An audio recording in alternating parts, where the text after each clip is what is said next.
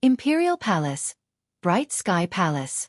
Qin Feiyong slowly opened his eyes, rubbed his swollen and painful forehead, and turned his head to look. A blissful smile immediately appeared on his face. Beside the bed, the mermaid princess was lying on the edge of the bed, her eyes slightly closed, and a faint smile hung on her crystal-clear face. Obviously, the mermaid princess had been waiting for him the whole night. Qin Feiyong raised his arm and gently tidied the hair on the mermaid princess' forehead. Then he slowly got out of bed, picked up the mermaid princess, and gently placed her on the bed. Although his movements were very gentle, it still woke the mermaid princess up. She opened her eyes, looked at Qin Feiyong and said with a smile, "You're awake." Qin Feiyong nodded and said with a smile, "You've taken care of me the whole night. Rest for a while more." "I'm not tired."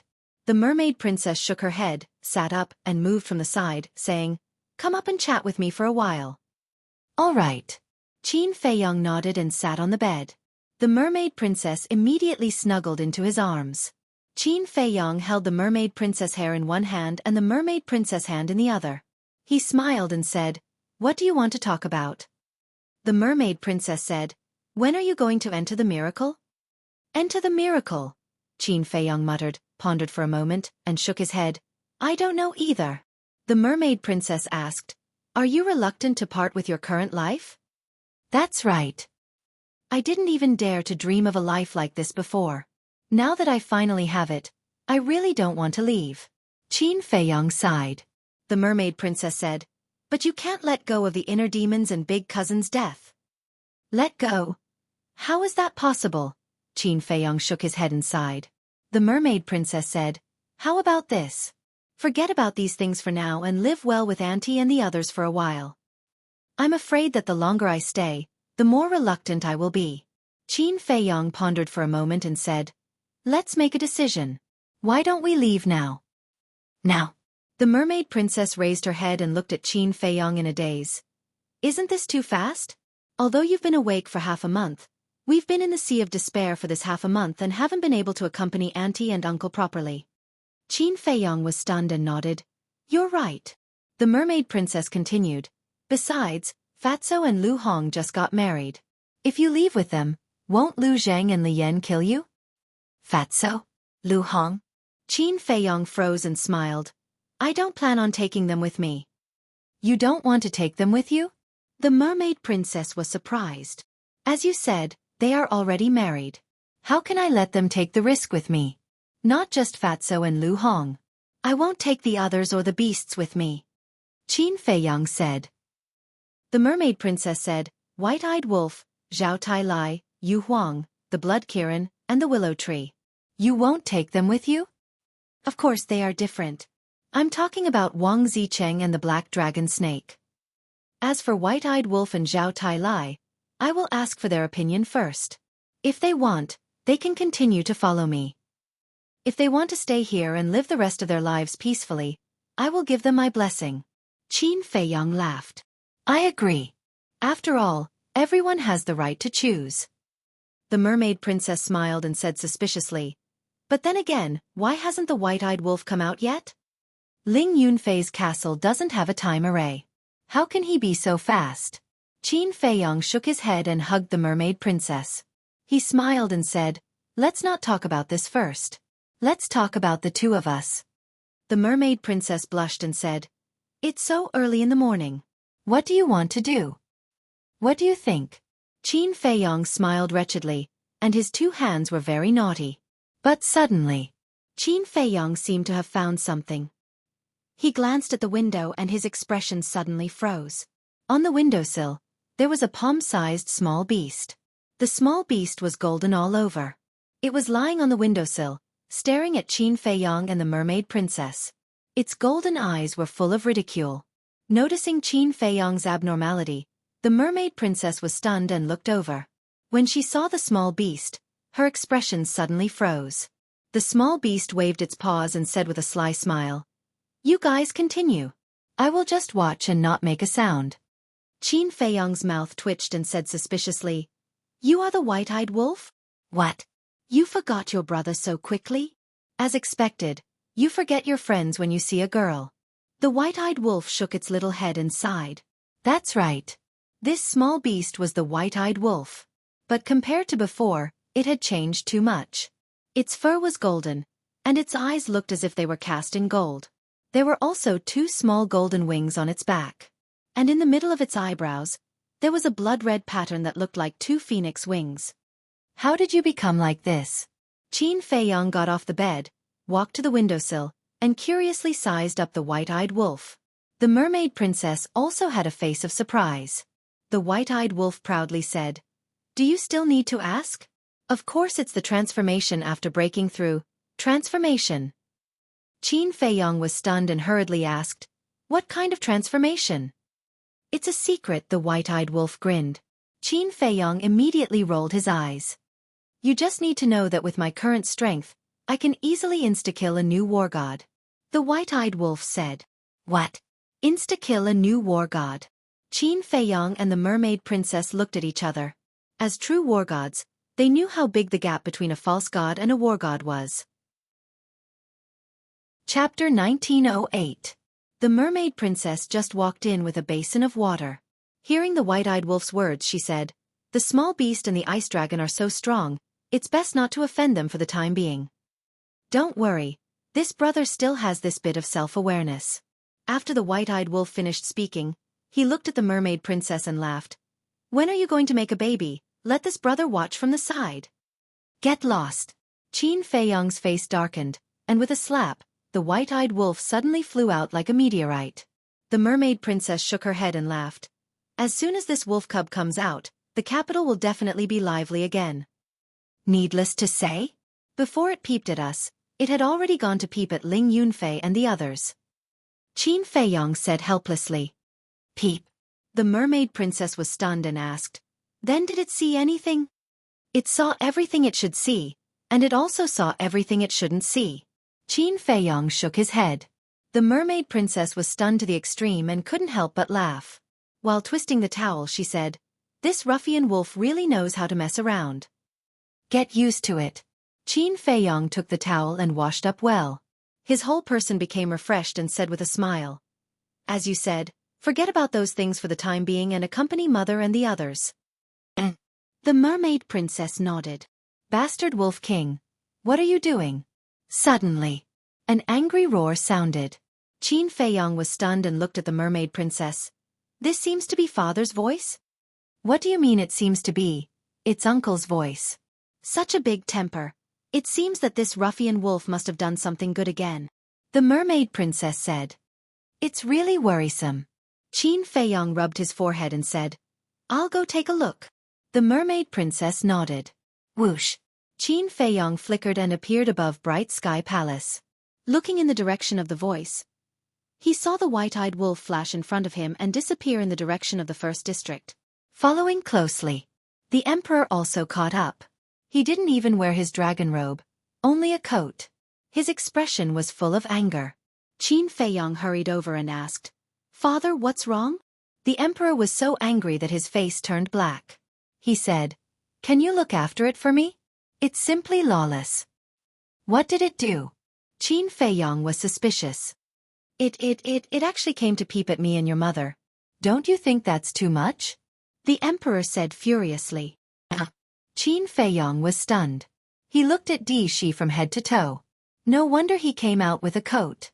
It turned out that he hadn't gotten up yet. Wait a minute. Even if he didn't get out of bed and peeked at her, there was no need to be so angry, right? Could it be? Qin Feiyong looked at the emperor, and his eyes immediately became strange. "What are you looking at?" The emperor frowned. Qin Feiyong laughed mischievously and said, "Dad, are you with Mom?" Even if it was the emperor, when he heard this and looked at Qin Feiyong's ambiguous expression, his face couldn't help but turn red. "Ha ha!" Qin Feiyong laughed heartily and gave him a thumbs up. He said, "Dad is indeed old but vigorous. Come on, work hard, and strive to give me another younger brother or sister." "Are you looking for a beating too?" The emperor flew into a rage out of humiliation. Qin Feiyong saw that the situation wasn't good and fled back to Bright Heaven Palace. "What a brat!" The emperor shook his head and glared angrily at the direction where the white-eyed wolf disappeared, then turned and disappeared from the palace. What's wrong? The mermaid princess stood outside the palace and looked at Qin Feiyong and asked. This damn wolf cub, he actually dared to peep at father and mother. It seems that he should be taught a good lesson. Qin Feiyong rubbed his forehead and said. The mermaid princess didn't know whether to laugh or cry. This ruffian wolf's shamelessness was indeed well deserved. Wait. Are we in Bright Heaven Palace? Qin Feiyong sized up the palace and frowned. The mermaid princess was speechless. You only realized now? Qin Feiyong asked suspiciously. Isn't this the little prince's palace now? Last night, the little prince was brought to the back mountain by Emperor Hong and old Qin, saying that they would teach him step by step. The mermaid princess said. Qin Feiyong nodded in realization and said with a smile, That's good too. With great-grandfather and old Qin's careful guidance, not to mention anything else, at least on the path of cultivation, he won't take any detours. What you did in the imperial tomb yesterday, Emperor Hong and the others also learned from the little prince. In the early morning, Emperor Hong came to find you. He wanted to talk to you, but seeing that you were drunk and unconscious, he didn't wake you up. The mermaid princess said. Then you know about it too? Qin Feiyong asked. Even Emperor Hong told me. Isn't it a bit too much for you to do this? The mermaid princess said. Too much? Qin Feiyong shook his head and smiled. Maybe it's a bit too much, but I'm doing it for his own good. For his own good. The mermaid princess didn't understand. I'm doing this to stimulate his fighting spirit. Think about it, what does he care about the most now? Isn't it his mother's grave? In order to let his mother's grave continue to be buried in the imperial tomb, he will definitely work hard. Qin Feiyong laughed. So that's how it is. The mermaid princess nodded. Qin Feiyong said, Let's go. Let's go to great-grandfather's place and do one more thing. What is it? The mermaid princess was suspicious. You'll know later. Qin Feiyong smiled, hugged the mermaid princess, and stepped into the air step by step. Imperial Palace's back mountain. After passing through the mountain ridges, after about 10 breaths of time, Qin Feiyong and the mermaid princess finally entered the deepest part of the back mountain. This was a place full of life. The vegetation was lush and wild flowers were blooming. Clear rivers ran through the east, west, north, and south like giant dragons. Moreover, there were many vicious beasts here. Almost all of the vicious beasts had reached the War King realm. However, they were very well behaved and silently cultivated, making this place seem especially peaceful. The mermaid princess looked around in surprise and said, I never thought that there would be such a place hidden in the back mountain of the imperial palace. Yeah. When I first came here, I was also very surprised. Qin Feiyong laughed and looked at a certain place in front of him. There was a giant mountain that was more than 3,000 meters tall. White mist lingered around it, and auspicious beasts flew about. A magnificent waterfall poured down from the peak of the mountain, gathering at the foot of the mountain to form a lake that was about a few hundred meters long, connecting to the surrounding rivers.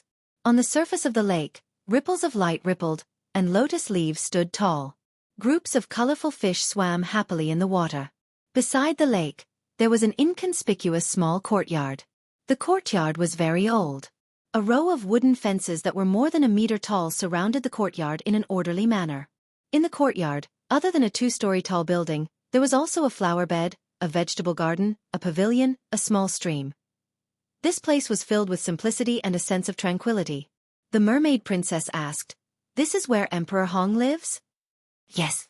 Qin Feiyong nodded. Little girl, you're always calling me Emperor Hong. An old laugh rang out.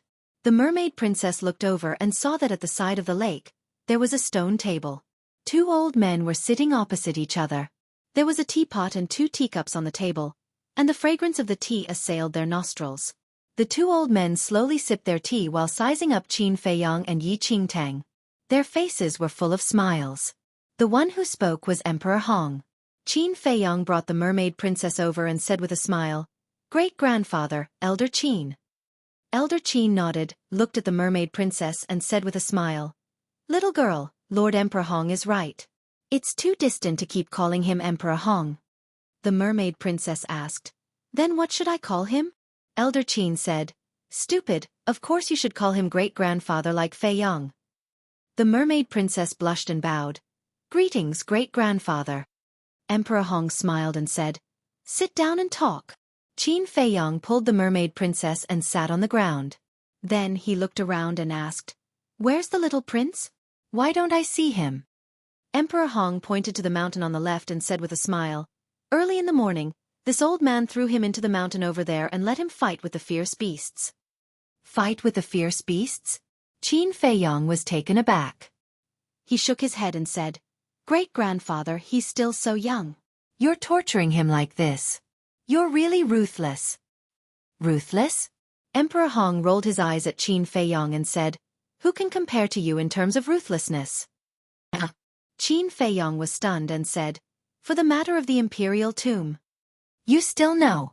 Although that woman doesn't know how to behave, she is still the little prince's birth mother.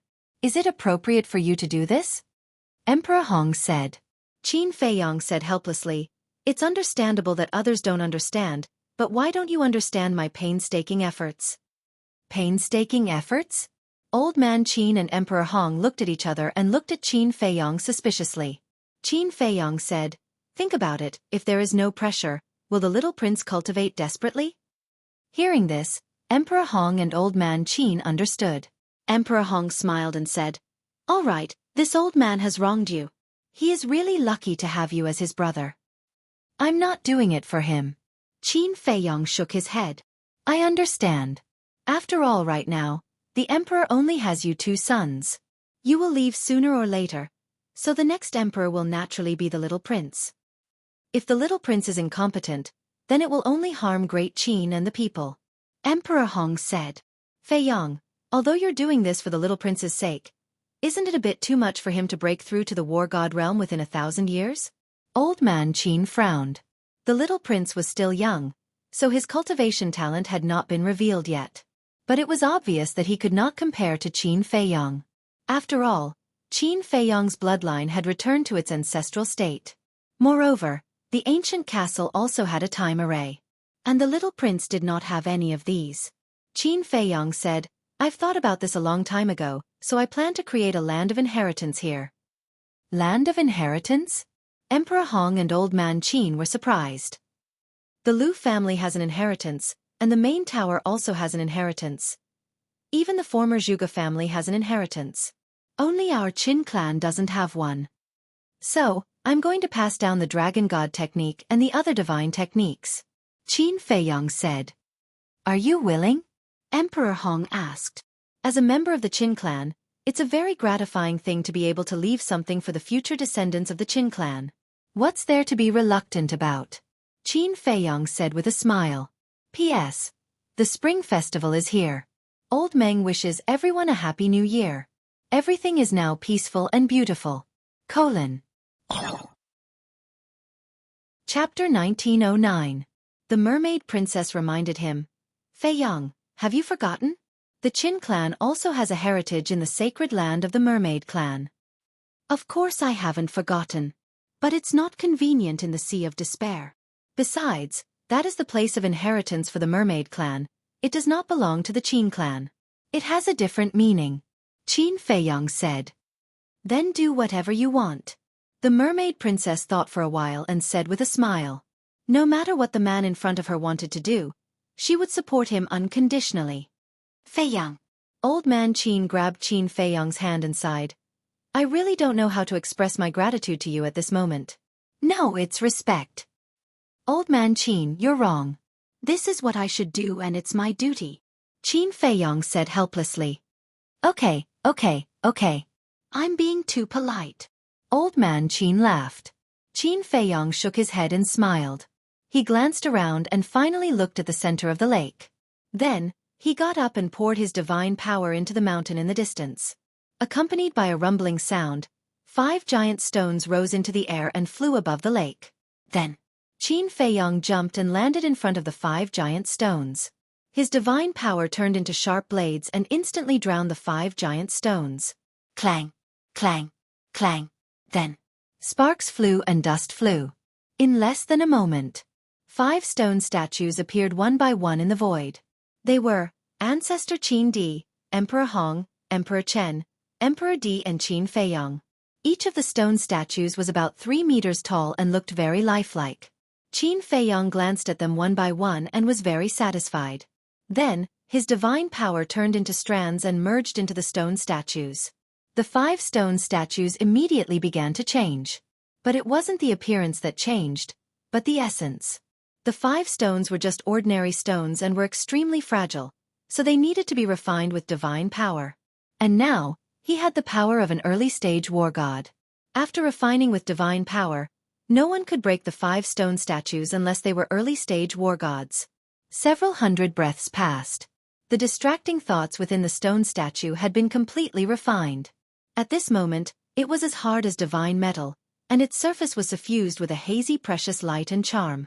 If they didn't know beforehand, no one would have thought that these were just 5 ordinary rocks. After refining the stone statue, Qin Feiyang waved his hand again. The soil at the bottom of the lake surged up and gathered together, forming a platform in the middle of the lake that was as high as the surface of the water. Then, under the tempering of the divine power, the platform formed by the soil became extremely hard. Following closely, Qin Feiyang waved his hand, and the 5 stone statues landed on the platform in the middle of the lake one after another with a few loud bangs. The bottom of the stone statue and the platform were completely fused together under the refinement of Qin Feiyang's divine power. Feiyang, since this is your legacy, then your stone statue alone should be enough. Why do you need to create stone statues for us as well? Emperor Hong was puzzled. Qin Feiyang smiled and said, "You are all elders. If there is no statue of you, would I, a junior, dare to openly place my statue here? You stinking brat." Emperor Hong shook his head and scolded with a smile. Qin Feiyang closed his eyes, his expression extremely serene. Seeing this, Emperor Hong, Elder Qin, and the mermaid princess also fell silent. A moment later, Qin Feiyang suddenly opened his eyes, and a divine light flashed out from between his eyebrows, like a waterfall, fusing into the forehead of the statue. Each of those divine lights represented a type of deity art. Eclipse Moon, Guiyuan Sword Art, Origin Returning Art, Soaring Dragon Art, and the most powerful Divine Dragon Art. As for the Fire Phoenix Art, Qin Feiyang did not pass it down. After all, this was the inherited divine art of the Liu family. As for the 3,000 incarnations, he had not completely comprehended it, so he could not pass it down. The enslavement seal and puppet technique were also not suitable to be passed down. Because these 2 divine arts were too domineering, if they fell into the hands of a junior with bad intentions, it would definitely cause a storm of blood. Then the next step was the battle character art. However, he was also a little hesitant. The battle character art was so heaven-defying. Was it really good to pass it down? After pondering for a while, he finally decided to pass down the battle character art. After all, the ones who benefited were not outsiders, but the descendants of the Qin clan. He closed his eyes again. However, gradually his brows furrowed. What's wrong? Emperor Hong and the other 2 looked at him in confusion. Qin Feiyang opened his eyes and said helplessly, "I originally wanted to leave behind the battle character art, but this battle character art seems to be unable to be passed down." Unable to be passed down? The 3 of them looked at each other. Mermaid Princess asked, "Could it be that you haven't comprehended it thoroughly?" "Impossible, because I relied on the battle character art to become a god." Qin Feiyang shook his head. "Then what's going on?" The 3 of them were suspicious. Qin Feiyang said with a wry smile, "There's only one explanation, this battle character art is unique." Emperor Hong said with a smile, "If that's the case, then don't force it. Leaving behind so many divine arts is enough." Qin Feiyang nodded, and drops of purple gold dragon blood kept floating out from his chest. As the purple gold dragon blood kept appearing, Qin Feiyang's face slowly turned pale. The mermaid princess asked in surprise, "What are you doing now?" Qin Feiyang did not answer. About 100 breaths later, there were as many as 50 drops of purple gold dragon blood in the void in front of them. Each drop of purple gold dragon blood was like a gem, exuding a mighty divine dragon's aura. Qin Feiyang looked at Emperor Hong and said, "Great-grandfather, these purple gold dragon blood essences are left for the descendants of the Qin clan. You must take good care of them. Also remember, you can only give them 1 drop after their bloodline awakens." "You mean?" Emperor Hong was surprised. "That's right. Like me, the bloodline awakens is only the first step. The second step is to fuse with the purple gold dragon blood. Only then will the power of the purple gold dragon blood and purple gold dragon qi be fully recovered. Qin Feiyong said. Emperor Hong frowned. Although it's not bad, it requires the blood of a real purple gold dragon. Is your blood useful? Although I'm not a real purple gold dragon, these 50 drops of blood are all refined from my bloodline power. They can be compared to the purple gold dragon blood. Moreover, the drop of divine dragon blood that the ancestor left in the imperial jade seal was actually not the blood of the purple gold dragon. According to my analysis at that time, it should be a drop of blood essence refined from the bloodline power of the ancestor. Qin Feiyong said. So that's how it is. Emperor Hong suddenly realized. He took out a jade pendant and carefully put away the 50 drops of blood essence. Qin Feiyong looked at old Qin and said, I'll have to trouble you to prepare a brush, ink, paper and inkstone for me. All right. Old man Qin nodded and hurriedly moved the teacup away. Then, he took out an inkstone, ink, a brush, and a piece of pure white paper from the Chenkuan bag. Qin Feiyong said, One is not enough, take more. Old man Qin was startled. He simply took out a large stack and placed it on the stone table. Qin Feiyong sat in front of the stone table, looking at the paper, concentrating. The mermaid princess immediately squatted at the side and helped grind the ink. Seeing this, old man Qin secretly laughed. What an obedient and sensible girl. That's right. With her taking care of Feiyong, even if Feiyong goes to the divine ruins in the future, this old man will be at ease. Emperor Hong sent a sound transmission. Then, the two of them curiously lowered their heads and looked at Qin Feiyong. What did this kid need so much paper to write? Qin Feiyong calmed himself down for a moment, then grabbed the brush and began to write. The first thing that appeared on the paper was the words potential pill. Potential pill. Could it be that he left behind those pill formulas? Emperor Hong and old man Qin looked at each other, their eyes full of surprise. Shwa shwa. Not long later, the first piece of paper was filled. Every word on it was like iron hooks and silver strokes, vigorous and powerful. Qin Feiyong picked up the paper and looked at it seriously. Then, he put it aside and began to write on the next page. Potential pill. About half an hour passed. Qin Feiyong let out a long breath and finally put down the brush in his hand. A smile also appeared on his old face. Great-grandfather, these are the potential pill, small fortune pill, big fortune pill, 9 chew yellow dragon pill, 9 turn dragon blood pill, 5 elements universe pill. The medicinal ingredients needed for each pill, as well as the steps and temperature of the refining process, I have clearly recorded them all. Find a time to organize them. At that time, you can keep them yourself, or give them to father. In short, they can't fall into the hands of others. Qin Feiyong stood up and looked at Emperor Hong, reminding him. This old man understands. Emperor Hong nodded. This is all I can do. From now on, how far our Qin clan will develop will all depend on the efforts of the future generations. Qin Feiyong smiled. Don't worry, they definitely won't let you down. Emperor Hong said. I hope so. Then grandson won't disturb the two elders. After saying that, Qin Feiyong pulled the mermaid princess and stepped into the air. This child is truly my great Qin's fortune. Looking at Qin Feiyong disappearing step by step, Emperor Hong sighed. Yes. He is destined to be the one to rewrite the fate of our great Qin. Old man Qin also praised. Back to Qin Feiyong. After leaving Emperor Hong and old man Qin's sight, his body swayed, and blood flowed out from the corner of his mouth. What happened to you? Mermaid Princess's expression changed as she hurriedly supported Qin Feiyong and asked with concern. It's just that I refined too much blood essence and damaged my vitality. I'll be fine after resting for a while. Qin Feiyong waved his hand and said.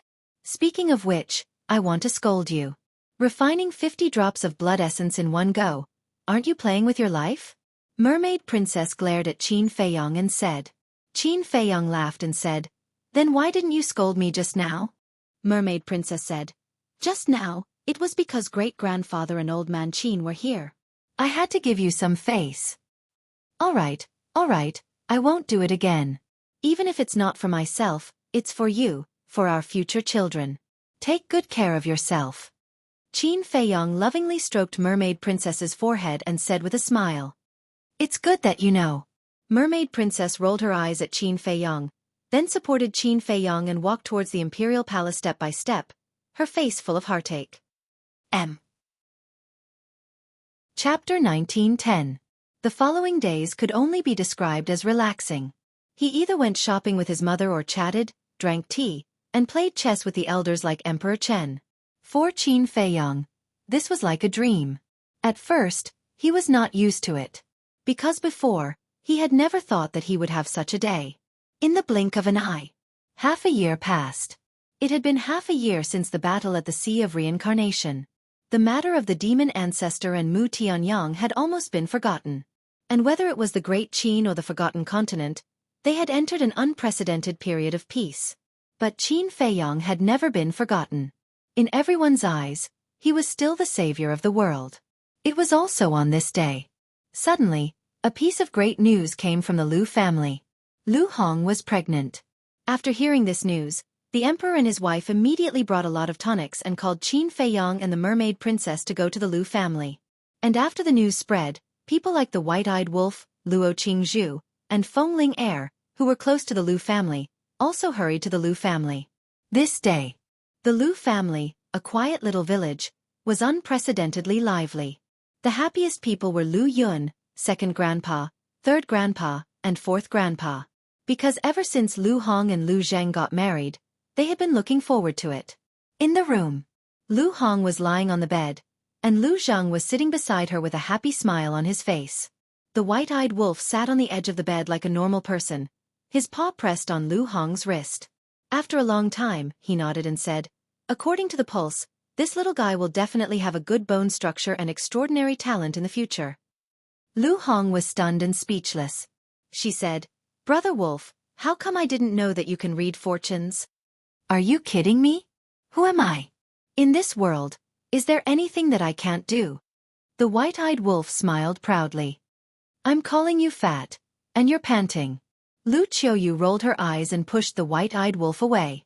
Sitting by the bed, she grabbed Lu Hong's hand and said with a smile, "You're no longer alone in the future. You must take good care of yourself." After that, Lu Qiuyu then looked at Lu Zheng and scolded, "And you brat, don't make Lu Hong angry at this time. Auntie, she has 2 amulets now. One is the fetus in the womb, and the other is the supreme-grade divine artifact, Dragon Vein Sword. Tell me, how would I dare to make her angry?" Lu Zheng felt wronged. When everyone heard this, they could not help roaring with laughter.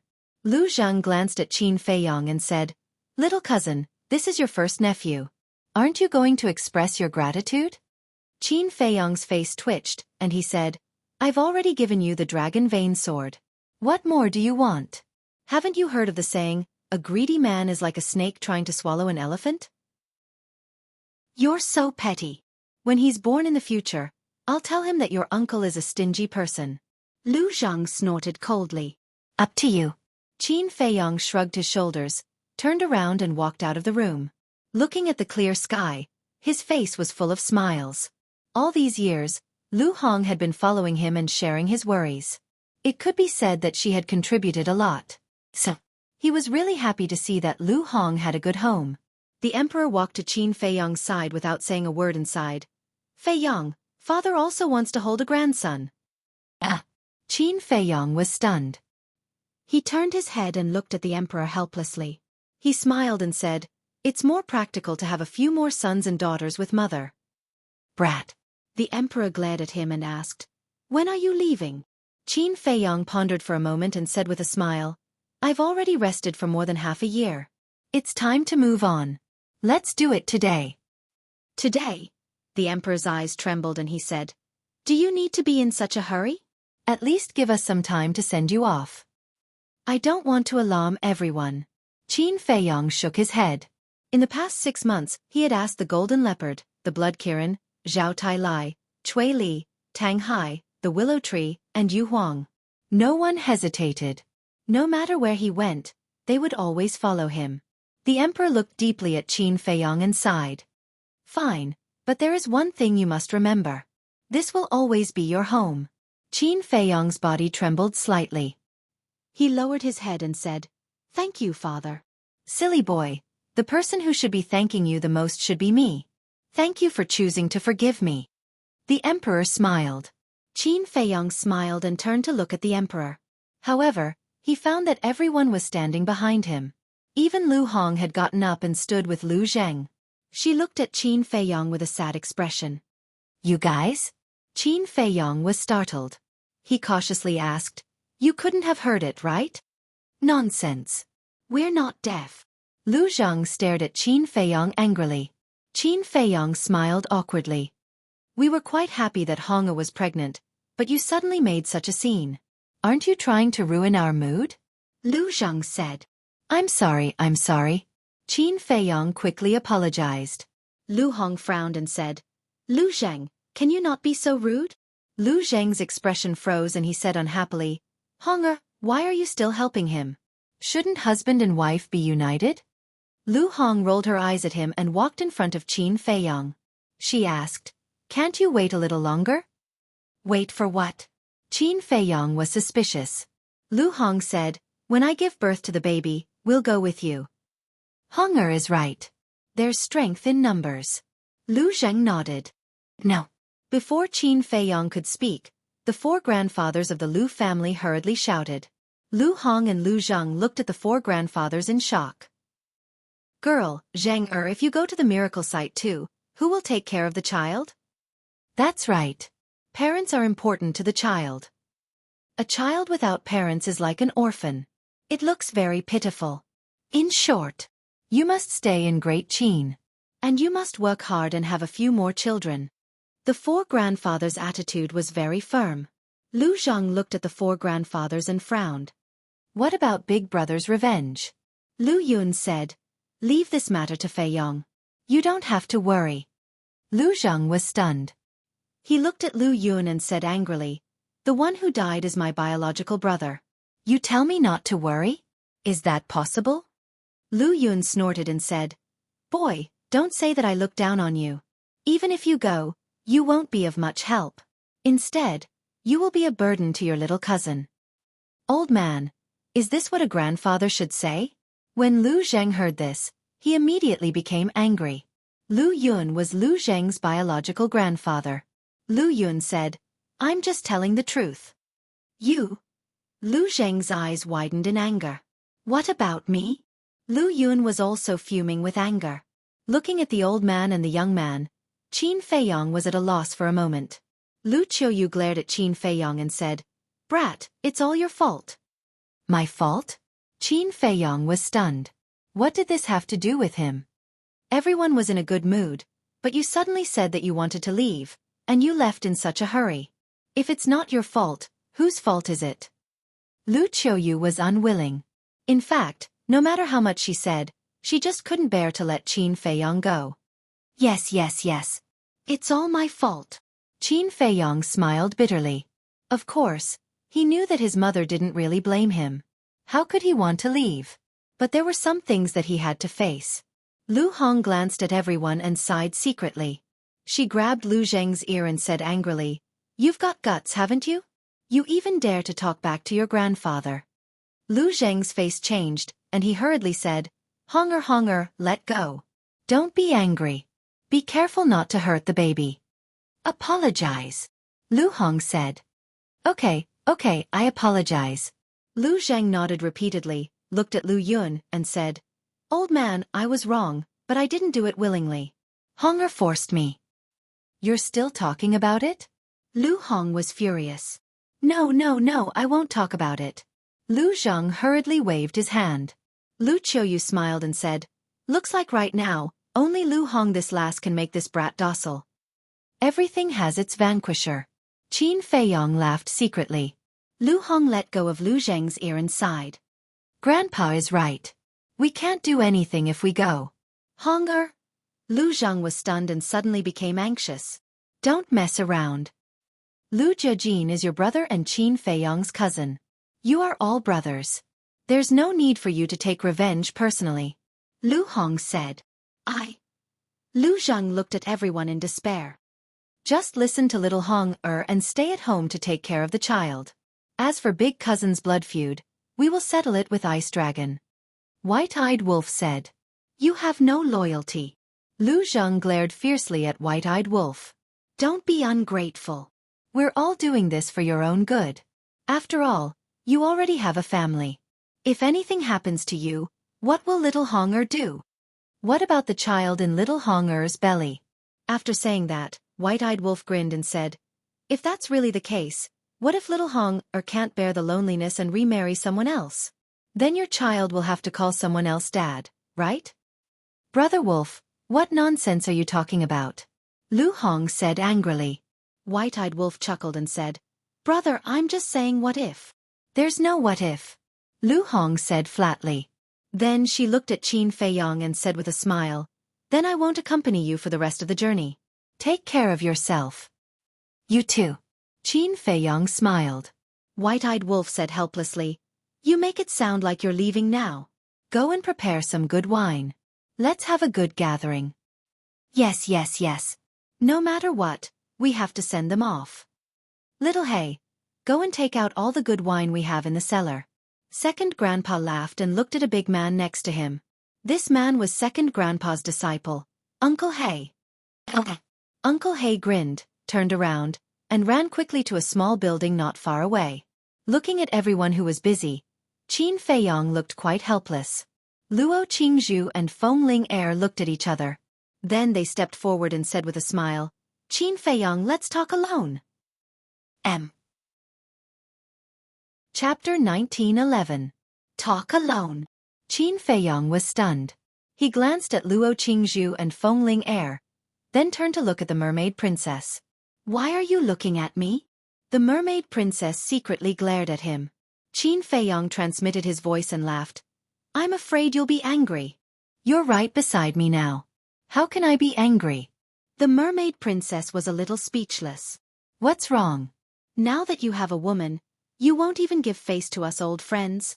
Don't be like Lu Zhang and the others, henpecked. Feng Ling glanced at the mermaid princess, then looked at Qin Feiyong playfully. Qin Feiyong nodded slightly, looking quite emotional. Let's go. I won't eat you. Feng Ling grabbed Qin Feiyong and walked out of the village. Luo Qingzhu smiled helplessly and looked at the mermaid princess. We just want to talk about old times. Don't think too much. I'm not. The mermaid princess shook her head. But her eyes were always on Qin Feiyong. Luo Qingzhu shook her head and smiled, then quickly followed. What's the situation? The white-eyed wolf glanced at Luo Qingzhu and Feng Ling and his eyes kept flashing. Are you stupid? Lu Zhang glanced meaningfully at the mermaid princess and whispered, she doesn't know. You still don't know. Luo Qingzhu was interested in little cousin in the past. The mermaid princess' delicate body trembled, and a trace of panic flashed across her face. At first, the white-eyed wolf didn't understand what Lu Zhang meant. But when he saw the change in the mermaid princess' expression, he immediately understood. It secretly laughed sinisterly and nodded at Lu Zhang. There is indeed such a thing. Lu Zhang continued. Look at Feng Ling. Although this woman has never shown it, I'm sure that she's secretly in love with little cousin. The mermaid princess trembled again. White-eyed wolf couldn't help but want to laugh. This little girl was too naive. She was so easily fooled. Since that was the case, he might as well add fuel to the fire. White-eyed wolf looked at Lu Zhang in surprise and asked, really? Why haven't I noticed that Feng Ling is also interested in little Qin Zi? You don't have any experience in romance. How could you have discovered it? But I'm different. As an experienced person, I can see through Feng Ling's thoughts at a glance. I'm sure that they must have seen that little cousin is about to leave and were worried that they wouldn't have a chance in the future, so they took the opportunity to confess now. Otherwise, why would they take little cousin and talk in private behind our backs? Lu Zheng said. That makes sense. White-eyed wolf nodded. He looked at the mermaid princess, whose eyes were about to turn red. White-eyed wolf and Lu Zheng couldn't help but laugh sinisterly. Lu Hong couldn't stand it anymore and said angrily, are you guys done fooling around? Lu Zheng's expression suddenly changed again. He hurriedly stepped forward and comforted her. Hong-Er, don't be angry. Be careful of our child. Is it fun to scare others? Lu Hong glanced at him angrily. She walked up to the mermaid princess and said with a smile, "They're all talking nonsense. Don't mind them." "I'm not." Mermaid princess shook her head. Although she said that, her eyes were getting redder and redder. "Did you see that? It's all your fault." Lu Hong glared fiercely at Lu Zheng and White-Eyed Wolf. White-Eyed Wolf said, "But we're not wrong. Luo Qingzhu used to be interested in little Qin Zi." Outside the village, on a patch of grass, Qin Feiyong stood against the wind and breathed in the fresh air. His body and mind were extremely comfortable. Luo Qingzhu and Fengling Air stood behind Qin Feiyong. They looked at the man in front of them with complicated expressions. Thinking back to when they were in Iron Ox Town and Black Bear City, although this person was also amazing, who would have thought that he would have today's achievements? The world was really unpredictable. Qin Feiyong took a deep breath, turned to look at the two girls, and said, "Tell me, what do you want to talk about?" Fengling Air said playfully, "Look at you. You seem a little nervous." "Am I?" Qin Feiyong laughed. To be honest, he was really a little nervous. "Actually, there's no need. Although I did have a good impression of you in the past, that was just the ignorance of a young girl. Now, I just treat you as a very good friend," Luo Qingzhu said with a smile. Qin Feiyong heard this and secretly breathed a sigh of relief. Luo Qingzhu said, "Actually, we're not looking for you to confess to you, nor to go to the miracle site with you. We want to talk to you about Uncle Yuan." "Uncle Yuan?" Qin Feiyong frowned.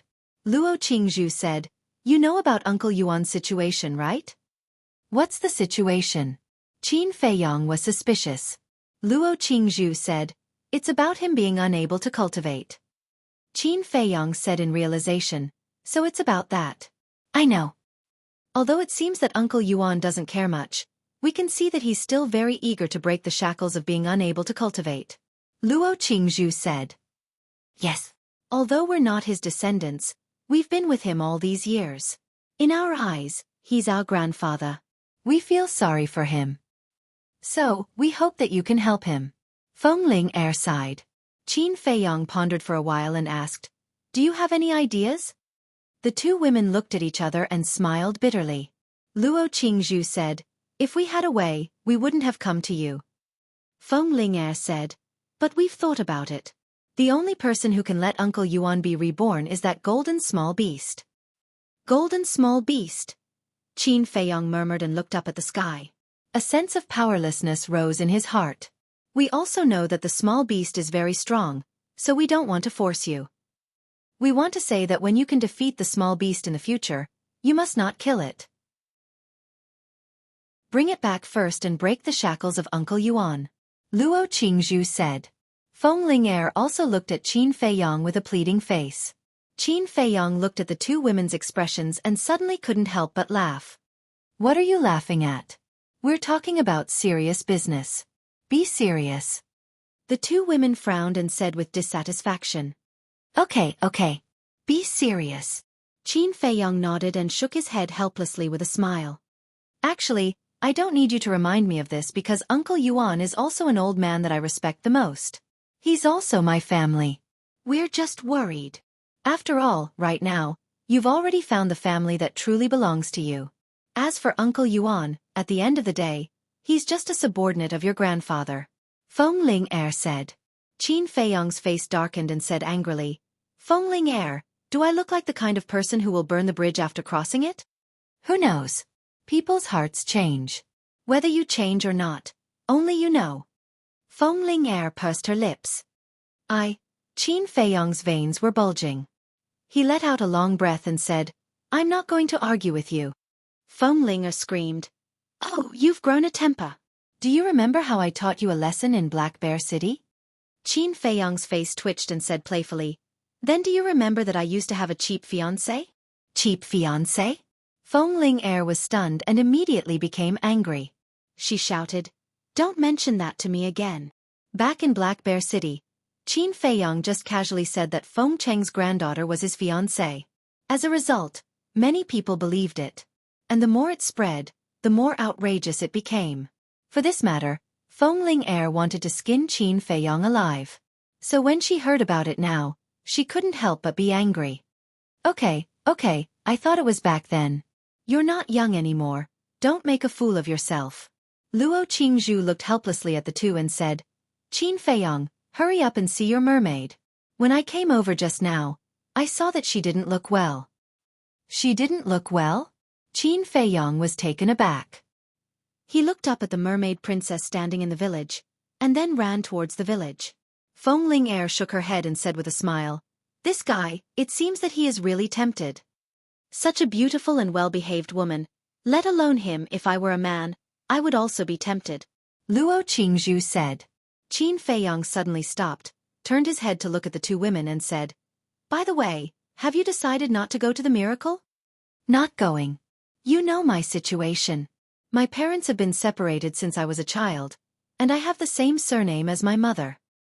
Now that they have finally reconciled, I have to accompany them. Luo Qingzhu said with a smile.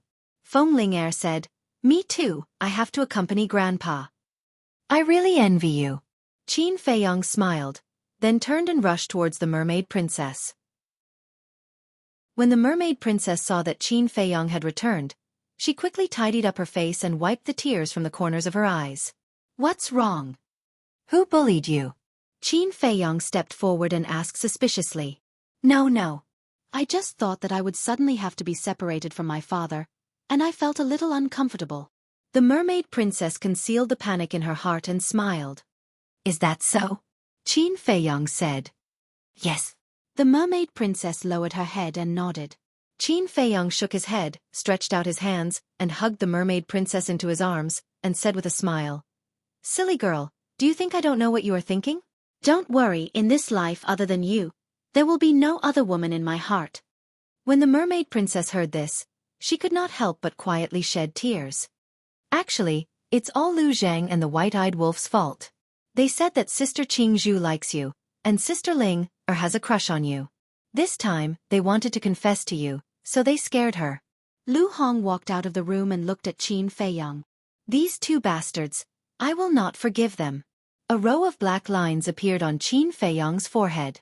He knew that things were not so simple. You don't have to worry about Lu Zhang. I have already made him kneel on the washboard and face the wall to reflect on his mistakes. As for Brother Wolf, you really need to teach him a lesson. Lu Hong said helplessly. She really felt helpless against the white-eyed wolf. Kneel on the washboard? Qin Feiyong was stunned. Lu Hong said with a smile, Although the Lu family is full of cultivators, everyone's life is the same as ordinary people, so there is no shortage of washboards. Qin Feiyong looked at the mermaid princess. The two of them looked at each other, and in the end, they could not help but laugh. A dignified man, and a fake god, actually had to kneel on the washboard? This guy was really pitiful. Little girl, let's go, let's gloat and vent your anger for you. Qin Feiyong grabbed the mermaid princess and ran excitedly into the room. The three were Ran Wushuang, Ren Duxing, and Old Master Ren. The three of them landed in the courtyard. Old Master Ren said with a smile, Lu Hong is pregnant. It's such a joyous occasion. We have to come and visit. Lu Hong got up and said with a smile, Thank you. Why are you still doing such rough work? Go to bed and lie down. Lu Zhang, what are you doing? Why aren't you taking good care of Sister Hong? Ren Wushuang shouted angrily. I'm here. Lu Zhang ran out in a hurry and looked at Ren Wushuang as if he had seen his savior. You're a little incompetent. How can you let a pregnant woman do the work? Ren Wushuang said angrily. Yes. It's my fault. I'll definitely change in the future. Lu Jing nodded repeatedly. Fortunately, Ran Wushuang and the other two came. Otherwise, he would have to continue kneeling on the washboard. Lu Hong rolled her eyes at Lu Zhang and said secretly, There are so many guests here. I'll give you some face and spare you for now. But if you dare to talk nonsense again, I won't dare. Madam, don't be angry. The child is more important. Lu Zhang hurriedly ran over and said with a smile. Why is it a little strange? Ren Wushuang looked at the two of them suspiciously. Little cousin, does your knee still hurt? Qin Feiyong suddenly roared. Get lost. Lu Zhang immediately flew into a rage out of humiliation. It's good to be young. Ren Duxing smiled and looked at Qin Feiyong, saying, This is the first time we've met.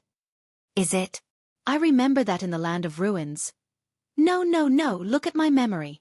At that time, it was Mu Tianyang who controlled Uncle's physical body. It's also the first time we've officially met. Qin Feiyong said with a smile. I've heard about you.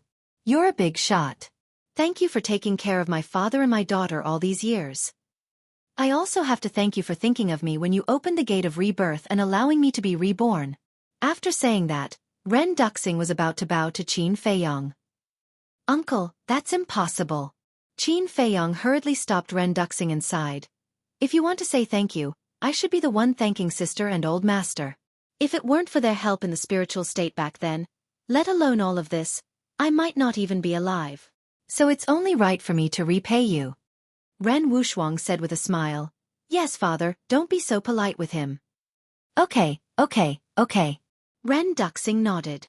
Sister, I haven't seen you for a while. You've become prettier. How is it? Have you found the right person?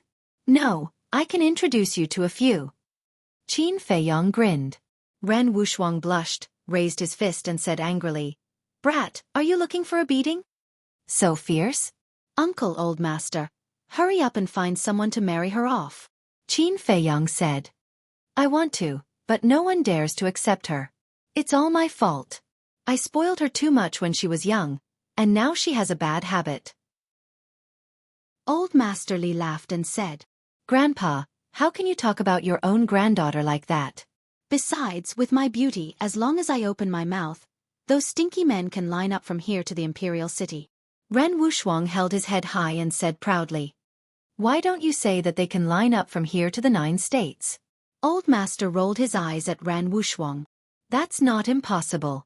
Ren Wuxuang said proudly. It's hopeless. Old Master shook his head and looked at Qin Feiyong. I heard that you're leaving today? How did you know? Qin Feiyong was stunned. Don't worry about how I know. I just want to know why you didn't tell us that you were leaving. Do you feel that we're not worthy of you now? There was a trace of anger on Old Master's face. Qin Feiyong smiled bitterly and said, We've been together for so many years. Don't you know what kind of person I am? That's enough. I know you don't want to see the scene of parting, and you don't want us to feel sad. But if you leave without saying a word, we'll feel even worse. Old Master said. Qin Feiyong was stunned and nodded. I didn't think it through. I was wrong. Well, let's go and have some tea with your second grandpa and the others. You young people can play around. Old Master smiled and turned to leave with Ren Duxing. After Old Master and Ren Duxing left, Qin Feiyong looked at Ren Wuxuang and said with a smile, Sister, congratulations. You've finally reunited with Uncle as you wish. It's all your credit. I won't forget it. But to be honest, I've been waiting for this moment for a long time. Ren Wuxuang sighed. Qin Feiyong asked, What about in the future? In the future? Ren Wuxuang pondered for a while and said with a smile, Of course, I'll be filial to father and grandpa. Filial to father and grandpa, Qin Feiyong murmured inside. To be honest, I envy you. You can stay with your loved ones all the time. Ren Wuxuang said, As long as you can let go of everything, you can do it too. It's easier said than done to let go. Qin Feiyong shook his head. I don't know how to enlighten you, nor do I have the ability to help you. I can only say one thing. No matter where you go, you have to protect yourself. Ren Wuxuang said. Thank you. You'll always be my sister. After Qin Feiyong said that, he added, Cheap sister. Brat.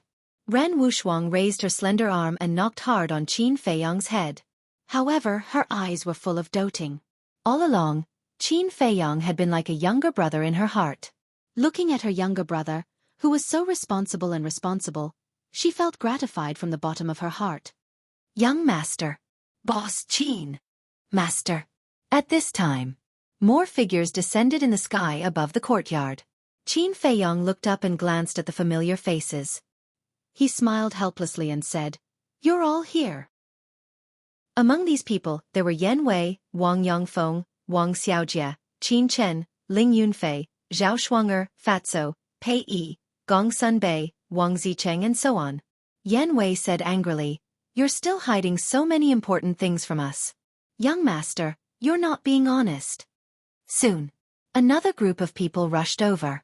Tantai Li, Yi Shu, the monkey-faced old man, the hook-nosed old man, Emperor Hong, Elder Qin, Sun Dahai, Li He, Jiang Zhengyi, Yan Nanshan, the Mermaid Emperor, and so on. Qin Feiyong said suspiciously, I'm a little puzzled. How did you get the news? Brother told them. The white-eyed wolf's voice sounded. Qin Feiyong looked up again and saw the white-eyed wolf flying over with Zhao Tai Lai and a group of beasts. There were blood kirin, thunder leopard, seal, black dragon snake, golden wolf king, crocodile emperor, winged snow eagle, and so on. Zhao Tai Lai and the others had been traveling in the imperial capital for the past 6 months. Originally, Qin Feiyong wanted to wait until he left before informing them. In the end, he didn't expect the ingrate to call all of them over. This was good too. After all, as the old man said, leaving without a word might make everyone feel worse. It was better to have a good night's gathering and set off for the miracle site tomorrow morning. In that case, White-Eyed Wolf, I'll have to trouble you a little more. Go and call Lu Yun, Ji Shui, the commander of the Kirin army, Li Ji, Elder Wan, and the others over. And Uncle Yuan. In short, call anyone who has a good relationship with us over. Qin Feiyong said. All right. The white-eyed wolf yelled, then turned around and disappeared like a flash of lightning. P.K.M. Chapter 1913. On this day, Qin Feiyong did not leave the village at all, accompanying his family and friends. Everyone seemed to have forgotten about the matter of parting and did not mention it again, because they did not want to be sad and did not want to ruin the atmosphere. At night, in the center of the Lu family village, a bonfire burned, illuminating the surroundings. Everyone gathered around the bonfire. The children sang and danced, the adults chatted and drank, and the laughter continued. Happy times were always short. The night passed. The horizon gradually turned white. Rays of sunlight shone down, and everything began to wake up. At this moment, everyone put down the wine cup in their hands, lowered their heads, and fell silent. The entire village gradually fell into a deathly silence. Qin Feiyong glanced at everyone, his eyes filled with the sadness of parting. A moment later, he grabbed a wine jar, raised his head, and took a big gulp. He stood up and bowed and said word by word, To be able to have all of you is the fortune of my life, Qin Feiyong. Thank you all for accompanying me all this time. From now on, no matter where I, Qin Feiyong, go, I will never forget all of you. Everyone raised their heads and looked at Qin Feiyong, their eyes filled with tears. Thank you. Thank you so much. You will always be the people I care about the most, and Great Qin will always be my home. Everyone must take care and wait for my return. After Qin Feiyong finished speaking, he shouted, Chui Li, old Zhao, give me the 10,000 beasts diagram and the ancient pagoda. Chui Li and Zhao Tai Lai stood up and walked in front of Qin Feiyong. The 10,000 beasts diagram and the ancient pagoda immediately appeared out of thin air. Qin Feiyong directly erased the blood contract inside, and then took out the divine phoenix blade. Mother, the 10,000 beasts diagram is for you. Qin Feiyong waved his hand, and the 10,000 beasts diagram flew in front of Lu Qiuyu. Yan Wei, the divine phoenix blade is for you. Qin Feiyong waved his hand again, and the divine phoenix blade also flew in front of Yan Wei.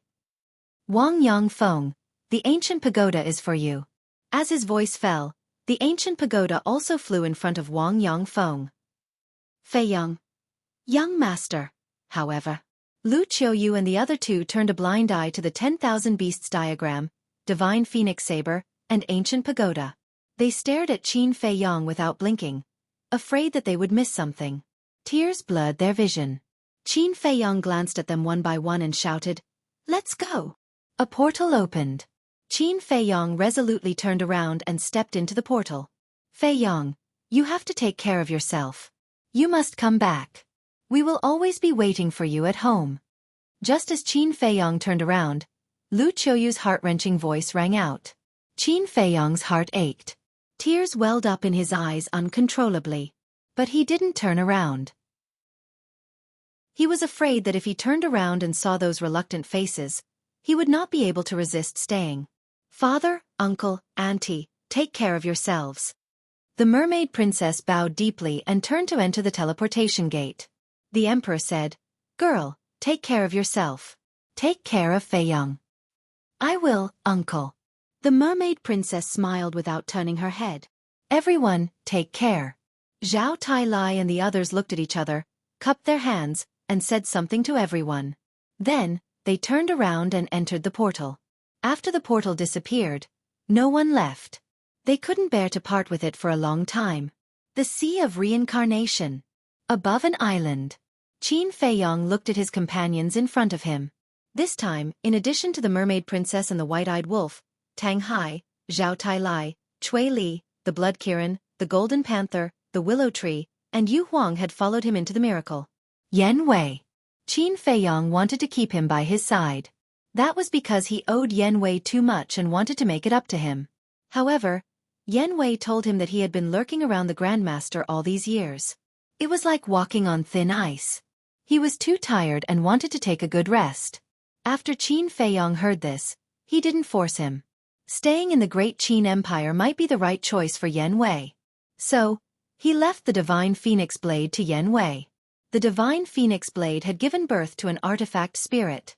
In the future, it would definitely grow into a supreme-grade divine artifact, or even a peak-grade legendary divine artifact. It could be considered a bit of his feelings for Yan Wei. Of course, he also knew that the Divine Phoenix Blade alone couldn't make up for Yan Wei's sacrifice over the years. Therefore, he also specially instructed Emperor Hong and his father to take good care of Yan Wei and Yan Wei's clansmen in the future. As for Li Jian, the Golden Wolf King, the Silver Wolf King, and the Crocodile Emperor, they all chose to stay in the Great Qin Empire. Qin Feiyang didn't force them. After all, he had said from the beginning that he respected everyone's opinions. Moreover, Li Jian, the Crocodile Emperor, and the other beasts staying in the Great Qin Empire also relieved him of his worries. This was because Li Jian, the Crocodile Emperor, and the other beasts were his most loyal subordinates. Moreover, they had all opened the door of potential and stepped into the false god realm. Their future achievements were limitless. With them around, it was enough to protect the future generations of the Great Qin Empire. As for Wang Zicheng, Big Barbarian Bull, Spirit Queen, Viper, Dan Wang Kai, and the 6 elders, they all chose to return to the Forgotten Continent to assist Gong Sun Bei. Actually, Qin Feiyang also understood in his heart. Whether it was Yan Wei, Li Jian, or the others, they didn't want to be a burden to him. Because in their opinion, no matter how hard they worked, they wouldn't be able to catch up to Qin Feiyang. The gap in strength would only get bigger and bigger. Therefore, even if they followed, they wouldn't be able to help.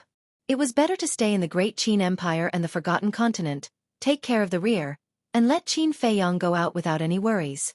In short, one sentence. They didn't want to be a burden to Qin Feiyang. However, Qin Feiyang had never thought of it that way. Huff.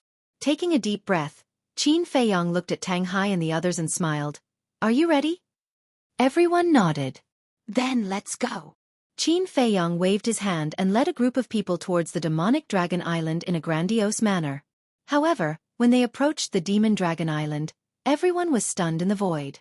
The demon dragon island that had been shattered and swallowed by the sea actually appeared in front of them again. "What's going on?" Zhao Tai was surprised. "Hee hee. It's this old man who recreated the demon dragon island." Suddenly, a faint laughter sounded. A white-haired old man appeared in front of everyone. His old face was full of smiles. "Uncle Yuan?" Qin Feiyang was stunned and hurriedly went up, smiling. "I thought I wouldn't have the chance to see you before I left. It turns out that you've already been waiting for me here." Uncle Yuan didn't show up at yesterday's gathering. Going there will only add to the sadness. Qin Yuan shook his head and smiled. "This trip to the divine site is dangerous and unpredictable. Uncle Yuan will give you a killing intent that can save your life at the critical moment." Qin Yuan waved his hand and a killing intent swept out from his forehead and entered Qin Feiyang's sea of consciousness. "Thank you." Qin Feiyang was touched. Uncle Yuan stepped forward and tidied up Qin Feiyang's clothes, saying, "You must come down alive. Don't let everyone wait in vain." Qin Feiyang nodded. "Then go. I have moved the teleportation altar to the center of the Demon Dragon Island. There are also people waiting for you there." Uncle Yuan smiled. "Who is it?" Qin Feiyong was suspicious. You'll know when you get there. Uncle Yuan smiled slightly. Then I'll take my leave. In the future, I'll have to trouble Uncle Yuan to take care of my mother and the others. Qin Feiyong said. You left behind so many subordinates. Do you still need me to take care of them? Uncle Yuan was helpless. Isn't this because you are more reliable? Qin Feiyong smiled, bowed deeply to Qin Yuan, and flew toward the central area of the Demon Dragon Island. Central area. In a valley. A blood-colored altar was located in the middle of the valley. Beside the altar stood a man and a woman, as well as a beast several meters long. The beast was shaped like a big dog, with blood-red hair all over its body and 6 heads on its shoulders. Obviously, it was the Cerberus. With the Cerberus here, the man's identity was naturally revealed. Tan Wu. The woman looked to be in her 20s, wearing a long white dress. Her black hair was like a waterfall. She stood silently beside the altar with a trace of melancholy in her eyes. This person was Lin Yi. When Qin Feiyong and others found the valley and saw Lin Yi and the Cerberus, they couldn't help but look stunned. Tan Wu looked up at everyone. Finally, he looked at Qin Feiyong and smiled. Brother Qin, I have been waiting here for a long time. Qin Feiyong landed next to the altar and said in surprise, You and the Cerberus are going to the miracle too? Why? Do you have a problem with it? We won't follow you. The Cerberus pouted. Damn dog. Can you be a little polite? Tan Wu glared at the Cerberus in annoyance and looked at Qin Feiyong with a smile. Uncle Yuan asked us to go to the ancient world. I see. Qin Feiyong nodded in realization and looked at Lin Yi again. Lin Yi was originally looking at Qin Feiyong, but when she saw Qin Feiyong looking at her, she immediately turned her head and looked away, avoiding his eyes. Haven't you remembered yet? Qin Feiyong asked. Lin Yi was silent, and the disappointment in her eyes became stronger. This art of indifference is too overbearing. In the past few days, Uncle Yuan has been helping her find her memory. He has tried everything, but it's useless. Tan Wu sighed. Mermaid Princess stepped forward and comforted. Don't worry. Take your time. You will definitely remember.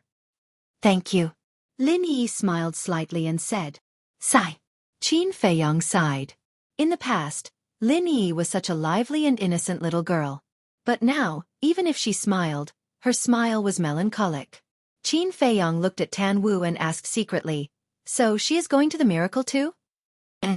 She wants to find the demon ancestor. Because the art of indifference was given to her by the demon ancestor. The demon ancestor may have a way to recover her memory. Tan Wu transmitted his voice. I don't think the demon ancestor has a way. Otherwise, when the demon ancestor was resurrected, he would have helped Yi recover her memory. Qin Feiyong sighed secretly. Tan Wu glanced at Lin Yi and said secretly, It's better to have hope than no hope. That's true. Qin Feiyong nodded. Tan Wu said, Then open the altar. Qin Feiyong took a step back, and more than a dozen incarnations appeared. Divine power rolled out and poured into the altar. Bas! The altar quickly recovered, and bloodlight shone in all directions. Not long after, a blood-colored light beam soared into the sky. The altar was fully activated. Qin Feiyong dispersed the incarnation, turned his head, and glanced at the sea of reincarnation. He then looked in the direction of the imperial capital and murmured, Everyone take care. Let's go. As his voice fell, the group stepped onto the altar one after another.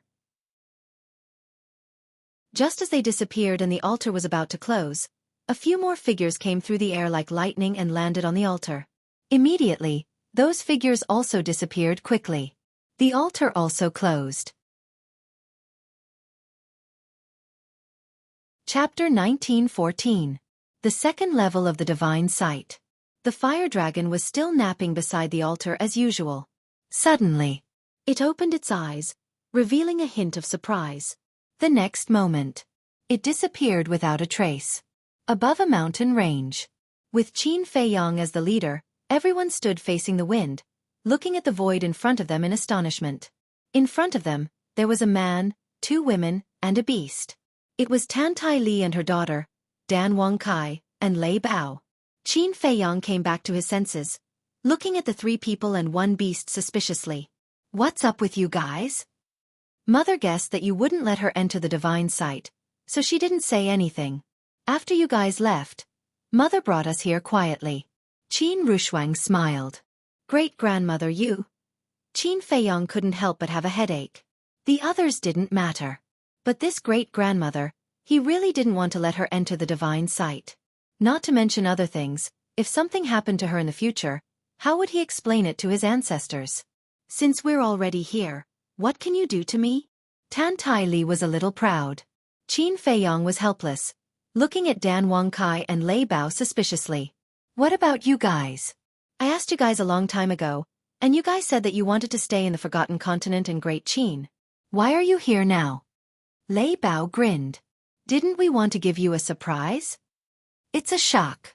Qin Feiyong glared at it. Actually, at first, I did want to stay in the Forgotten Continent, but later, Wang Zicheng and Viper persuaded me, saying that you lack an alchemist by your side, and asked me to help you. I thought about it, and it made sense. With me helping you refine pills, you can focus on other things. As for Lei Bao, I instigated it to come.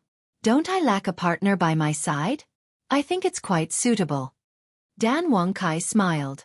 Lei Bao hurriedly said, Dan Wangkai, don't misunderstand, I haven't agreed yet. It's just a matter of time. Dan Wangkai said. Stop being so smug. I'm not interested in you at all. I just want to see the world. Lei Bao was filled with disdain. Qin Feiyong said helplessly, you guys really like to launch surprise attacks. Brother Qin, you're finally here. Suddenly, the fire python appeared and warmly welcomed Qin Feiyong. Brother Hua, it's been half a year since we last met. How have you been? Qin Feiyong was also full of smiles. The man and beast chatted for a while before Qin Feiyong pointed at Tan Tai Li and Qin Rushuang and said, Brother Hua, can you do me a favor and send them back to the Great Qin Empire? How dare you? Tan Tai Li's face darkened. Qin Rushuang also looked displeased. Qin Feiyong asked, if you all leave, what will happen to the Forgotten Continent? I've taken care of everything. Gong Sun Bei has already taken office. Yi Shu and the others will do their best to assist him.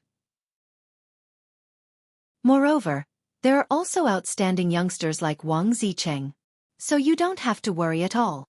Tan Tai Li said indifferently. Qin Feiyong's face twitched. So it was premeditated.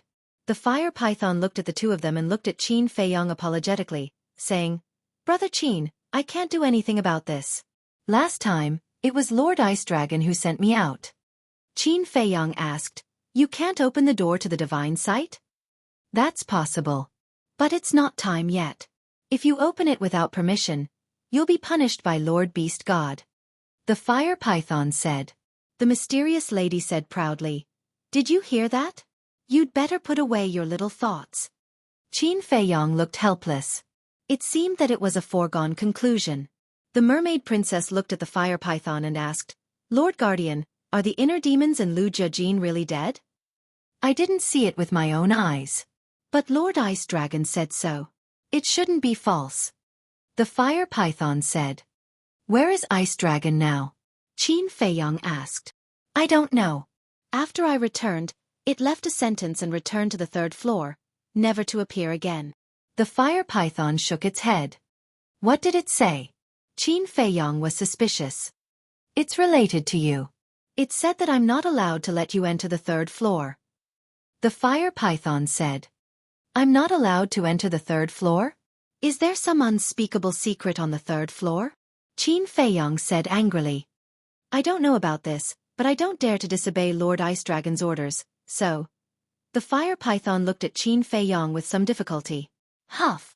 Qin Feiyong took a deep breath, suppressed the anger in his heart, and said with a smile. Brother Fire, don't worry. I won't make things difficult for you. Actually, it's not just you. I'm also very unwilling. As long as the fire dragon is not killed, I won't be able to rest in peace. The fire python sighed. Qin Feiyong said, I promise you, I'll come to you with its head sooner or later. The fire python nodded and said with a smile, Then what are your plans now? I originally wanted to enter the 3rd floor first to check whether the inner demons and big cousin are alive or dead. But now it seems that I can only go to the ancient world to look for my ancestors. Qin Feiyong pondered for a while and said, I can send you to the ancient world, but Brother Qin, the ancient world isn't that simple. There are too many experts there. You must be careful. The fire python warned. Thank you for the reminder. Qin Feiyong smiled gratefully. Young master. Wait a moment. Did you bring the space-time gate? Zhao Tailai suddenly asked. Yes. But I didn't bring the imitation space-time gate. After I gave it to old Qin, I didn't take it back. Just treat it as a gift to him. Qin Feiyong said. The imitation space-time gate is not important. Zhao Tailai pondered for a while, looked at Qin Feiyong, and said, Young master, I have a suggestion. Go ahead. Qin Feiyong said. Zhao Tailai said, we can open the space-time gate and enter the third floor. This way, we won't be making things difficult for the Guardian. And Qin Feiyong was stunned. He looked up at the fire python and said, Brother Fire, do you have the coordinates of the third floor? I've only been to that hole. The fire python said. Give me the coordinates. Qin Feiyong said. That's not good. Only Lord Divine Beast and Lord Ice Dragon can open the door of that hall. So even if I give you the coordinates, you won't be able to walk out of that hall. The fire python hurriedly said. Qin Feiyong clenched his hands and said, How will I know if I don't try? Are you sure? You have to understand that if Lord Ice Dragon and Lord Divine Beast know about this, I won't care about you. The fire python said in a deep voice. In other words, it was better not to take the risk and enter the ancient world first. When he was strong enough, he would come back to the third floor. Qin Feiyong pondered for a while, looked at the fire python and said, I want to take a look. Yeah. The fire python shook its head and said helplessly, All right, I'll let you in, but you have to remember if the situation is bad, immediately retreat. Okay. Qin Feiyong nodded. The fire python's divine power gushed out and poured into the teleportation altar. Buzz. The teleportation altar quickly recovered. Brother Fire, what are you doing? Qin Feiyong was surprised. Didn't they say to open the space-time gate and enter? Why did they revive the altar? The fire python said with a smile, Keep your space-time gate to save your life. Qin Feiyong said anxiously, What if Lord Ice Dragon and the others find out? How will you explain it? That's simple. After you enter, I'll destroy my Sea of Qi. At that time, if Lord Beast God and the others find out, I'll say that I was injured by you and couldn't stop you. I think at that time at most, I'll be punished a little. I won't lose my life. The fire python laughed. Thank you, Brother Fire. Qin Feiyong bowed and was moved. This was because the fire python was risking its life with him. Go in quickly. The fire python smiled. Goodbye. Qin Feiyong cupped his hands and said. Then, he stepped onto the altar resolutely. Zhao Tailai and the others also followed. Lin Yi pondered and jumped onto the altar. The group of people immediately disappeared. This is all I can help you. You'll have to rely on yourself next. The fire python looked at the dimming altar and muttered to himself. A strand of divine power tore the scales and flesh on his abdomen. His Sea of Qi shattered on the spot. In the main hall, Qin Feiyong and the others appeared out of thin air. Just like when the inner demons first entered here, their eyes were full of curiosity and vigilance. Inside the main hall, it was empty. There wasn't even a shadow. After glancing around carefully, Qin Feiyong walked straight to the door of the main hall. The door was closed. Qin Feiyong pushed hard, but there was no response at all. Qin Feiyong said, Go around and see if there are other exits. The group immediately dispersed. Only Tantaili stayed beside Qin Feiyong. She looked at the door and frowned. How did the inner demons get out in the first place? I think it may be related to the ice dragon. Qin Feiyong raised his arm. Murderous aura surged, and a crimson long sword condensed. Tantaili saw it and immediately took a few steps back. Slash! Qin Feiyong yelled and slashed at the door. With a loud bang, the door did not split open. Instead, he was blasted out with blood spurting from his mouth. Is there anything wrong? Tantaili hurriedly stepped forward, supported Qin Feiyong, and asked with concern. I'm fine. Qin Feiyong waved his hand and looked at the door. His eyes were full of unwillingness to admit defeat. Soaring Dragon's secret art activated. His cultivation soared to great success War God in an instant, and then he slashed again. But in the end, the door still did not respond at all. Tantaili sighed. It seems that what Fire Python said is true. We can't get out of this main hall at all. Dada. At this time, Zhao Tailai and others gathered around and shook their heads at Qin Feiyang. The entire main hall was integrated. Not to mention an exit, there wasn't even a gap. Qin Feiyang's eyes were full of unwillingness. He shouted, "Follow me to bombard the door. I don't believe that it can't be opened." Boom! Divine power erupted one after another. Except for Dan Wang Kai, everyone took action. Even Lin Yi also contributed her strength. Boom! Divine power, divine techniques, battle soul. Everyone was unscrupulous. However, the door of the main hall never moved.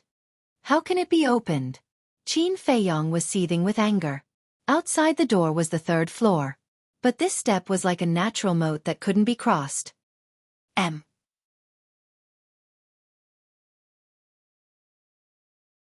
Chapter 1915.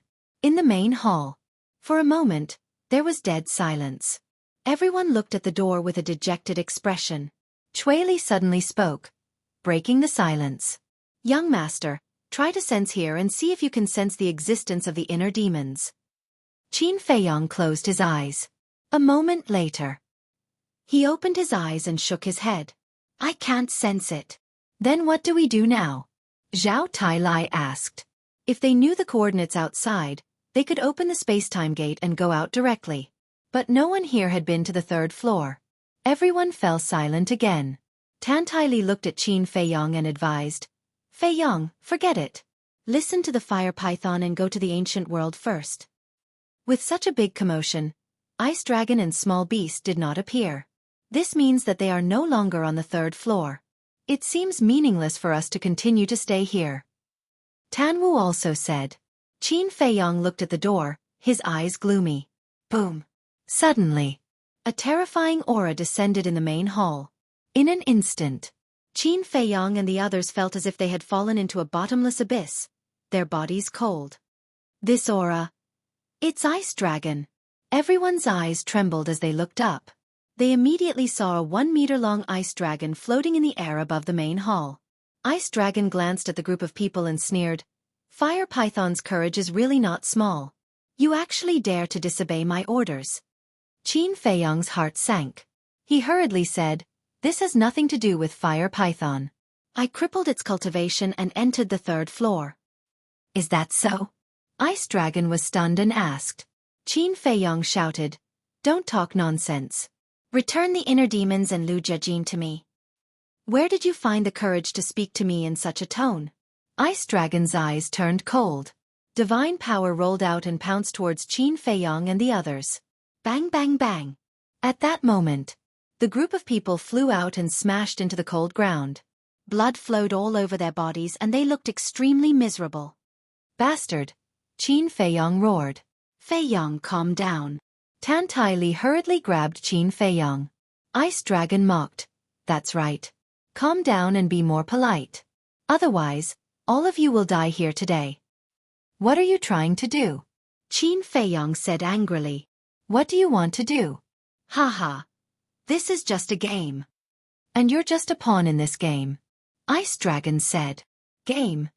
Qin Feiyang murmured. His hands were tightly clenched together. His fingertips sank into his flesh and blood dripped down through the gaps between his fingers. "The inner demons and Lu Jiajin weren't very obedient, so I killed them. Not even their bones were left. So, even if I let you enter the third level now, it's meaningless." Ice Dragon said calmly. "You will pay the price." Qin Feiyang enunciated every word, his eyes bloodshot. "Haha," Ice Dragon laughed and said, "You're really overestimating yourself." "Fine, just because of your words, I'll keep your little life first. Let's see what price you can make me pay." His expression was full of contempt. After saying that, Ice Dragon waved his claws.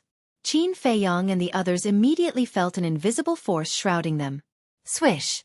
Following closely, They only felt their bodies lighten, and then their eyes fell into darkness. Ancient realm. As usual. The dim sky, the tragic aura, and the broken earth made people involuntarily feel a sense of palpitations in their hearts. An ancient stone door stood in the middle of a dilapidated square, as if it would be blown down by a gust of wind. Swish! Suddenly, a group of people appeared on the square in front of the stone door. It was Qin Feiyang and the others. This is? Tan Wu scanned his surroundings in bewilderment. Zhao Tailai looked around, frowned slightly, and said, "This is the ancient realm." What? This is the ancient realm. Tan Tai Li, Qin Rushuang, Mermaid Princess, Lei Bao, Lin Yi, Hellhound, and Tan Wu, all entered the ancient realm for the first time. Therefore, he was curious about everything here. I didn't expect this ice dragon to not kill us. Tang Hai exhaled a long breath. Xueqi said, "We escaped a disaster, but I'm really worried about the fire python situation." Zhao Tailai said, "Young master just said that this has nothing to do with the fire python. I think ice dragon won't do anything to it." Xueqi pondered for a while, glanced at the stone door next to him, and said, "Why don't we go out and take a look?" "It's best not to go out now. Because once Ice Dragon knows that we ran out of the ancient realm to care about the fire python, it will be tantamount to confessing without being pressed." Tang Hai said. "That's true." Xueqi nodded. Following closely, several people looked at Qin Feiyang, their expressions full of worry. Because since coming to the ancient realm, Qin Feiyang lowered his head and did not say a word. Phew! A moment later, Qin Feiyang took a deep breath, suppressed the anger and killing intent in his heart, and said, "Zhao Tailai, see if Guada is still lurking nearby." The last time they entered the ancient realm, Guada was squatting nearby. Maybe this time too. Zhao Tailai nodded, released his divine sense, and searched the surroundings. A moment later, he withdrew his divine sense, looked at Qin Feiyang, and said, "I didn't find Guada's trace, and no one else." "That's good," Qin Feiyang muttered. Although Gua Zixiong had given him soul stones twice, and had always been amiable, he always felt that things were not so simple. So before officially meeting, it was best to investigate the Gua family's background thoroughly. "What are you talking about? What Guada?" The mermaid princess looked suspiciously at Qin Feiyang and the others. Zhao Tailai and the others' expressions suddenly became a little unnatural. One must know that in the ancient realm, Qin Feiyang still had a fiancé. Tan Wu looked at everyone at this time, cupped his hands, and said with a smile, "Everyone, since we have already come to the ancient realm, then we will bid farewell here." Immediately after, he looked at Qin Feiyang again and comforted, "Don't be too sad. After all, the road ahead is still very long. We have to go on strong." "Thank you. Take care." Qin Feiyang did not stop him. Since Uncle Yuan let Tan Wu and the Hell God Hound enter the ancient realm, he must want to let the two of them play freely. Tan Wu smiled, jumped up, landed on the Hell God Hound's back, and shouted, "Damn dog, let's go!" "Fuck! Am I your mount? Get down!" The Hell God Hound yelled angrily. While running wildly, it bumped Tan Wu and quickly disappeared from everyone's sight. Lin Yi glanced at everyone, looked at Mermaid Princess, and said, "I'm leaving too." "You're leaving too?" Mermaid Princess was taken aback and hurriedly said, "Come with us. We can take care of each other." "Thank you." Lin Yi smiled, then left without looking back. Mermaid Princess wanted to chase, but Qin Feiyang reached out and stopped her. He shook his head and said, "Don't force it." Mermaid Princess frowned and said, "But she obviously doesn't want to face us now. If we still force her to stay, it will only put everyone in an awkward situation. Let her be. When she recovers her memory in the future, she will come to us." Qin Feiyang said. Sigh. Mermaid Princess sighed. "Young master." After Emperor Qin entered the third level, he inexplicably appeared in the ancient realm. "Do you think there is some connection between this ancient realm and the third level of miracle?" Zhao Tailai said. "I don't know." Qin Feiyang shook his head, closed his eyes again, and once again sensed the existence of the inner demons.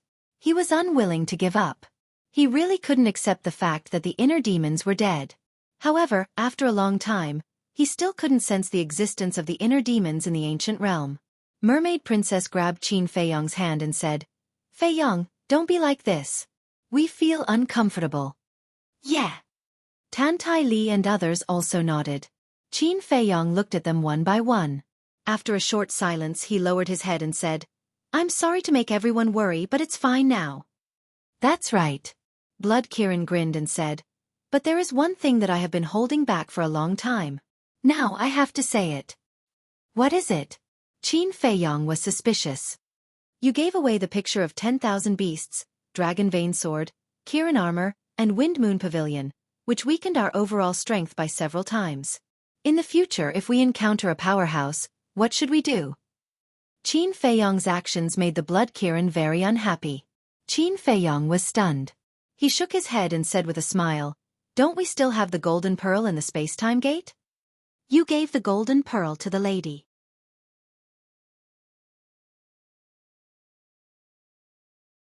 Chapter 1916. I believe that you must still be alive. Because I can feel it. Tan Tai Li muttered to herself, turned her head to look at Qin Fei Yong, and asked, which direction should we go? Which direction? Qin Fei Yong glanced around and suddenly thought of a person. Wait for me. Qin Fei Yong said to the two of them, and then appeared in the Black Tortoise realm. Then, he closed his eyes and extended his perception infinitely. Soon, he found the undead in the depths of the desert. But his expression was a little shocked. Whoosh! The next moment, he appeared above a sand dune. Below, a young woman was standing on a sand dune. Her figure was excellent, and her waist was small and slender. Her two slender jade-like legs were incomparably tall. Her facial features were also extremely exquisite, especially her eyes, which were like gemstones, ethereal with a trace of confusion. She stood quietly on the sand dune alone, without a single piece of clothing on her body. Everything was presented in front of Qin Fei Yong at a glance. Her beautiful black hair danced in the wind. Even with Qin Fei Yong's temperament, he couldn't help but feel restless when he saw this scene. Cough, cough. Qin Fei Yong coughed dryly. The woman was startled and looked up at Qin Fei Yong. Gusts of wind whistled, blowing the hair on her forehead. A fire lotus symbol appeared between her eyebrows. Qin Fei Yong looked at the symbol with a trace of suspicion in his eyes. You're here. The woman spoke and smiled slightly, looking extremely charming. Her voice was also very pleasant, like an aureole coming out of the valley. Qin Fei Yong nodded and said awkwardly, you'd better put on some clothes first. Clothes? The woman was stunned, and her face was slightly red. Divine power emerged and transformed into a pale yellow dress on her body. Qin Fei Yong looked up and down at the woman. This was a woman who could be on par with the mermaid princess. Her every move, every frown, every smile, could affect a man's heart. Qin Fei Yong asked, are you really that undead? The woman nodded. Qin Fei Yong asked, what about your memories? A trace of disappointment appeared on the woman's face. She sighed and said, after I condensed my physical body, I have been here. I tried to recall the past, but many things are a blur. Qin Fei Yong frowned. What's your name? I can't remember either. The woman shook her head.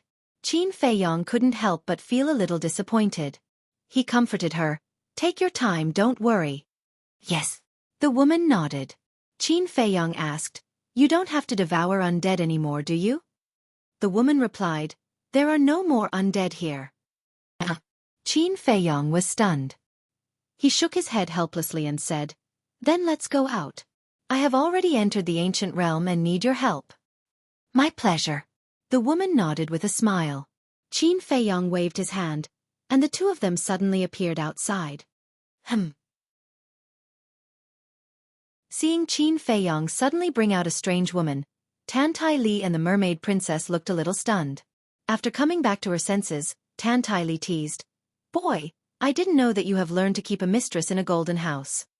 Qin Fei Yong shook his head with a wry smile and said, let me introduce you. This is my great-grandmother, and this is my wife. Hello. The woman bowed politely and smiled. The mermaid princess looked at the woman, then looked at Qin Fei Yong and asked, what about her? She is an undead. Qin Fei Yong said. What? An undead? Tan Tai Li and the mermaid princess looked at each other. Tan Tai Li said in surprise, are you talking about the undead you brought out of the ancient realm? Qin Feiyang nodded. How is this possible? An undead can condense a physical body? Tan Tai Li found it hard to accept that it was a living woman. Qin Feiyang said, she devoured all the undead in the desert, so she slowly condensed a physical body. The woman said, I will continue in the future because I can't cultivate now. I can only devour undead to become stronger. Qin Feiyang said with a smile, this ancient realm doesn't lack undead. The mermaid princess asked, then should we call you? The woman thought for a moment, then touched the fire lotus between her eyebrows and said, you can call me Fire Lotus. Fire Lotus? Qin Feiyang and the others looked at each other. Although my memory is very vague, I can vaguely feel that this Fire Lotus mark is very important to me. It is even possible that this Fire Lotus mark represents my identity. After the woman finished speaking, her divine power surged again and condensed into a mask, covering her face and the Fire Lotus mark. What are you doing? Qin Feiyang was suspicious. The woman said with a smile, before I figure out my identity, it is best not to let others see this mark to avoid being used by others. Qin Feiyang suddenly smiled and said, you've considered everything quite thoroughly. Although I can't remember the past, I still have a sense of crisis. Let's not talk about this first. What do you need me to do? The woman said. Qin Feiyang said, you should know where the Gua clan is, right? The Gua clan? The woman thought for a moment and asked, are you talking about the two people called Guaji and Guada? Qin Feiyang nodded. Seeing this, the woman's eyes flashed with killing intent. Qin Feiyang said with a smile, it seems that you don't have a good impression of the Gua clan. Of course. Back in the ancient realm, Guaji repeatedly came to find trouble with me. Last time, he even brought Guada. If you hadn't saved me, my soul would have been scattered. The woman's eyes were filled with bone-chilling coldness. Qin Feiyang asked, then do you know where the Gua clan is? I do. Once Guaji brought a few burly men over. I killed those burly men and Guaji escaped. After that, I followed him and went to his clan. The woman said. Qin Feiyang said with a smile, it's good that you know. Bring me there. Are you sure?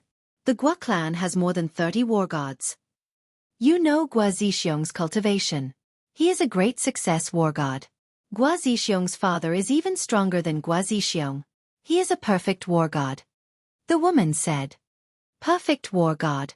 Qin Feiyang's eyes trembled. Tan Tai Li and the mermaid princess were also extremely shocked. Just the Gua family alone had more than 30 war gods and even a perfected war god in charge? Heavens! What kind of world is this ancient realm? How many powerful warriors are there? Qin Feiyang calmed himself down and said, how much do you know? Like the Gua clan? I've only been there once and was almost discovered by Gua Zixiong. So, I didn't stay for long. I only know a little about their strength. The woman said. Qin Feiyang said, looks like I have to go there. Since you insist, I'll lead the way for you. After saying that, the woman headed west. Great-grandmother, follow me. Qin Feiyang called out to Tan Tai Li. Then, he pulled the mermaid princess and chased after the woman. The mermaid princess asked suspiciously, Feiyang, who is the Gua clan? Why do you care so much about them? Girl, you still don't know. Qin Feiyang is here and he has a fiancé. And this fiancé is Gua Zixiong's daughter. Tan Tai Li joked. What? The mermaid princess was stunned. Great-grandmother, do you want to see the world in chaos? Qin Feiyang was quite angry. Then he suddenly frowned and said, wait, great-grandmother, how do you know about this? I don't remember telling you before, right? You think you can hide it from me? I already knew from Zhao Tai Lai and the others. Tan Tai Li snorted. Those big mouths. Qin Feiyang cursed angrily. He turned to the mermaid princess and said, even I am a little confused about this, so don't think too much about it. Great-grandmother, are you telling the truth? The mermaid princess said. Qin Feiyang nodded with a wry smile. Humph. You're really something. You came to the divine site and got a fiancé. The mermaid princess snorted coldly. I swear to God, I don't even know what the woman looks like. It's purely something done by my ancestor. Qin Feiyang hurriedly told the mermaid princess the details of the marriage contract. I see. The mermaid princess nodded. So I can't accept this fiancé at all. Moreover, although the handwriting on the marriage contract is indeed the same as my ancestors, it can't be ruled out that Guo Zixiong and the others imitated it. Qin Feiyang said. But one thing is certain. Your ancestor did appear in the ancient world. Tan Tai Li said. Qin Feiyang nodded. On the way, Qin Feiyang and the female fire lotus didn't stay idle. They carefully searched the surrounding land with their divine sense. The undead creatures that they encountered were all devoured by the fire lotus. Qin Feiyang also found 3 ancient sites. These ancient sites were all left behind by the god of war. Unfortunately, there were no divine weapons or divine arts, but there were a dozen soul stones. The mermaid princess was very curious when she saw the soul stones for the first time. Especially when she learned that the soul stones had a great effect on condensing divine sense, she was even more surprised. She tried to refine one soul stone and the effect was indeed terrifying. As for the other dozen soul stones, Qin Feiyang sent them to the ancient castle for Qin Rushuang, the white-eyed wolf, Lei Bao, the willow tree, and Yu Huang to refine. After all, it was difficult to be useful in the ancient world if they didn't break through to the god of war. About an hour later. Boom. Crack. Suddenly. There were waves of fighting in the void in front of them. What's going on? Qin Feiyang was surprised. I've been here before. There are no humans in this area. Could it be undead creatures fighting? The female fire lotus mumbled. Her eyes lit up when she mentioned undead creatures. Tan Tai Li glanced at the female fire lotus and said, Feiyang, can you see through her cultivation? Cultivation? Qin Feiyang was stunned. He really didn't pay attention to this person's cultivation. Then, he looked at the female fire lotus and a trace of surprise appeared in his eyes. The female had concealed her aura, but he could still see through her cultivation. She was an early-stage god of war. Her strength wasn't simple. After a few dozen breaths of time, Qin Feiyang's group stopped at the peak of a barren mountain and raised their heads to look ahead. They saw 2 groups of people fighting in the void in front of them. There were more than 20 people on both sides. Every one of them was covered in blood and looked extremely miserable. Their cultivation was at the early stage god of war. Literature Center. Chapter 1917. So many gods of war? The mermaid princess stared with her mouth agape. 1, 2, 3. Tan Tai Li counted silently. In the end, a look of shock appeared on her face. Both sides have 23 people. In other words, there are a total of 46 gods of war here. Tan Tai Li said in a deep voice. 46 gods of war. When Qin Feiyang heard the number, his heart could not calm down. Thinking back to the battle with the demon ancestor in the Sea of Reincarnation, it was already shocking enough. But at that time, including the Blood Kirin, there were only 6 gods of war by his side. And the demon ancestor's side only had 12 gods of war. Even in total, there were only 18 gods of war. But now, the 2 groups fighting here had 23 gods of war on each side. Could it be that there were as many gods of war as dogs in the ancient realm? The mermaid princess said again, and each of them has a divine artifact and divine art. Clang, clang. Qin Feiyang glanced at them one by one. As expected. The 46 people were either holding divine artifacts or wearing battle armor. Divine arts flew all over the sky. The ancient realm I saw the first 2 times was just the tip of the iceberg. Qin Feiyang could not help but smile bitterly. He could tell at a glance that these divine arts and divine artifacts were not of high grades. Most of them were low-grade divine arts and low-grade divine artifacts. But even so, it was shocking enough. No wonder Dong Zhangyang wanted to bring the demon ancestor and the others to the ancient realm. Here, their strength can indeed grow rapidly. Feiyang, we can't relax either. The mermaid princess said. Yes. We have been cultivating in the Great Qin for half a year, and they have been cultivating in the ancient realm for half a year. I think they have all broken through by now. Tan Tai Li said. Don't worry about that. Mu Tianyang's space divine item has been destroyed, which means that he no longer has a time array. Although the demon ancestor's demon pagoda is still there, I don't think they will stay together. As for Dong Zhangyang, I can't say for sure. Maybe the snow python also gave him a space divine item with a time array, or maybe not. But regardless, I don't care. Because I believe that their time formations can't compare to the ancient castle. Qin Feiyong said with a confident smile. We can't be careless either. Although the ancient castle's time array is heaven-defying, this is still the ancient world. We don't even know if there's any divine item that surpasses the ancient castle here. Tan Tai Li said. That's true. Qin Feiyong nodded. Rumble. The battle between the two sides was getting more and more intense. It was a battle of life and death. Why are they fighting? There has to be a reason, right? The mermaid princess was suspicious. Gao Tai, you've gone too far. Suddenly, a furious roar came from afar. This voice. Qin Feiyong was taken aback. What's wrong? The mermaid princess and Tan Tai Li looked at him suspiciously. This is Guada's voice. Follow me. Qin Feiyong's eyes flashed. He activated the concealment technique and took Tan Tai Li, the mermaid princess, and the fire lotus to the sky and flew in the direction of the voice. About 10 breaths passed. Another battlefield came into sight. On the battlefield, the two old men were bathed in blood as they fought. They fought until the sky turned dark. One of the old men was wearing a linen robe with white hair. It was Guada. The other was a red-haired old man who was also wearing a linen robe. His whole body was covered in flames like a fire god. The aura he emitted was not weaker than Guada. I was wondering why they weren't guarding the entrance of the ancient world. It turned out that a war had broken out. Qin Feiyong murmured. Even further away, there was another battlefield. The fluctuations and aura of the battle were more terrifying than here. Qin Feiyong took the three of them and flew over brazenly. Although they were brazen, they activated the concealment technique. Neither Guada nor the red-haired old man noticed them. When they flew to the battlefield, Qin Feiyong could not help but frown. In the battlefield, there were two middle-aged men who were also engaged in a bloody battle. One of them was burly with a height of 2 meters. He was like a small giant. His upper body was bare and he only wore a pair of large underpants. His whole body emitted a valiant aura. The other man was wearing a black linen robe. His body was slightly thin and his eyes were deep. His facial features were sharp and there were strands of white hair at his temples.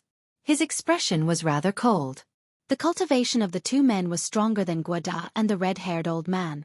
They were war gods in the greater success stage. Moreover, they each had a divine artifact in their hands. The burly man had a battle axe in his hand. It was about the size of a wash basin. It was completely black as if it was made of black iron. The middle-aged man in black had a divine artifact in his hand. It was a pure gold battle sword that was 5 fingers wide. Both of them emitted a sharp aura that could tear the sky and earth apart. What's wrong? Mermaid Princess saw Qin Feiyong frowning and was somewhat puzzled. Qin Feiyong sent a sound transmission. That black-clothed middle-aged man is Guo Zixiong. Tan Tai Li was startled. She looked at Guo Zixiong and secretly teased. So he is your future father-in-law? Great-grandmother, what nonsense are you talking about? Qin Feiyong was helpless. Haha. Tan Tai Li laughed secretly. Qin Feiyong shook his head, looked at Guo Zixiong and the burly man, and frowned. Such a large-scale battle, what exactly are they doing? Aren't you going to help them? After all, they gave you a lot of soul stones the previous 2 times. Mermaid Princess secretly said. When Qin Feiyong heard this, his eyes flickered. Indeed, Guo Zixiong had helped him a lot. Because, without the soul stone, he wouldn't have been able to break through to the war god so quickly. Without breaking through to the war god, he wouldn't be able to unleash the full power of the 6-word divine arts. Without the 6-word divine arts, he wouldn't have any chance of defeating the demon ancestor. Then the current Great Qin and Forgotten Continent would definitely be in a different situation. After pondering for a moment, Qin Feiyong took a deep breath and said, Let's take a look at the situation first. At the moment, the Guo family doesn't show any signs of defeat. Time passed bit by bit. Both sides were heavily injured. But the flames of war had not stopped. And from the beginning to the end, the woman Fire Lotus's expression didn't change at all, as if she was watching a very ordinary battle. Tan Tai Li said, From the looks of it, if we continue to fight, both sides will definitely suffer. Qin Feiyong's eyes flashed. He looked at the 3 of them and smiled. You guys go into the castle first. Mermaid Princess said worriedly. Then you have to be careful. Girl, don't worry. Not to mention these small success, great success. Even perfect war god is not a match for your sweetheart. Tan Tai Li said. Mermaid Princess's face flushed red. Qin Feiyong laughed. Little girl, you have to learn from great-grandmother on this point. No matter what, you have to have full confidence in me. Mermaid Princess nodded. Qin Feiyong waved his hand and sent the three of them to the castle. Then, he looked at the burly man, his eyes flashing with a cold light. Shua! Following closely. He silently approached the burly man. The burly man and Guazixiong were fighting fiercely. But suddenly, an unprecedented sense of danger rose in his heart. However, the burly man didn't think that there were other people hiding in the dark. He only thought that this sense of danger was brought by Guazixiong. So, he didn't escape, but was wary of Guazixiong. Clang! The giant axe and the battle sword crazily collided in the air, bursting out with dazzling flames. Qin Feiyong glanced at the giant axe, and finally shook his head in disappointment. Originally, he wanted to take the opportunity to snatch the giant axe. But according to his observation, it was only a middle-grade divine artifact. It didn't even have a weapon spirit, so it was meaningless to take it. And the battle sword in Guazixiong's hand was only a middle-grade divine artifact. It seemed that even in the ancient world, a supreme-grade divine artifact was very rare, let alone a peak-level and legendary divine artifact. The sense of danger didn't disappear for a long time. The burly man frowned and said angrily, Guazixiong, what means do you have? Show them all, don't hide. What do you mean? Guazixiong didn't understand. Humph. Don't hide it. I can already feel the threat. You must be hiding some trump card. The burly man said. Threat? Guazixiong was stunned. What was this and what? He didn't understand at all. But at this moment, a young man in white suddenly appeared behind the burly man. It was Qin Feiyong. Guazixiong was facing the burly man, so he immediately noticed Qin Feiyong, and his body suddenly stiffened. Just as Qin Feiyong appeared, the burly man also sensed Qin Feiyong's aura, and his face immediately changed. It was also at this moment that he realized that the sense of danger in his heart didn't come from Guazixiong. Who is it? But in just a moment, the burly man reacted, and without hesitation, he swung his axe at Qin Feiyong. The sharp edge covered the sky, shattering the sky. So fast. Qin Feiyong was surprised, but he didn't dodge at all. He directly raised his arm and reached for the giant axe with his bare hands. Seeing this, Guazixiong's face changed drastically, and he hurriedly shouted, Get out of the way! Fighting against a divine artifact with bare hands? It was simply crazy. However, Qin Feiyong turned a deaf ear. Clang! In an instant, the big hand and the giant axe met, and there was a loud ear-piercing sound. Immediately after, an incredible scene appeared in front of Guazixiong's eyes. He saw that Qin Feiyong actually grabbed the giant axe with his bare hands, and he was even holding the blade of the giant axe. Moreover, there was no blood flowing out of his hand. In other words, the giant axe didn't even scratch his skin.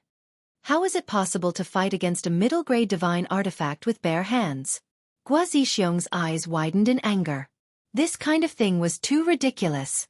The burly man turned around and his face suddenly changed, his face full of disbelief. In fact, this was nothing to Qin Feiyong. Back when he helped the inner demons to go through the tribulation, his physical body had been greatly strengthened after being tempered by the tribulation. Although later on, when he opened the door of rebirth and his divine body disintegrated, when the child used the Heart of Origin to help him reconstruct his physical body, he didn't make any changes. In other words, his physical body was still at the same level as before. A mere middle-grade divine artifact, let alone blocking it. He could even crush it with his bare hands. It can't be. It must be a smoke screen. It's impossible for a mere body of flesh and blood to block a divine artifact. The burly man murmured and wanted to withdraw the axe, but he found that Qin Feiyong's strength was beyond his imagination. No matter how hard he tried, he couldn't shake off Qin Feiyong's hand that was holding the giant axe.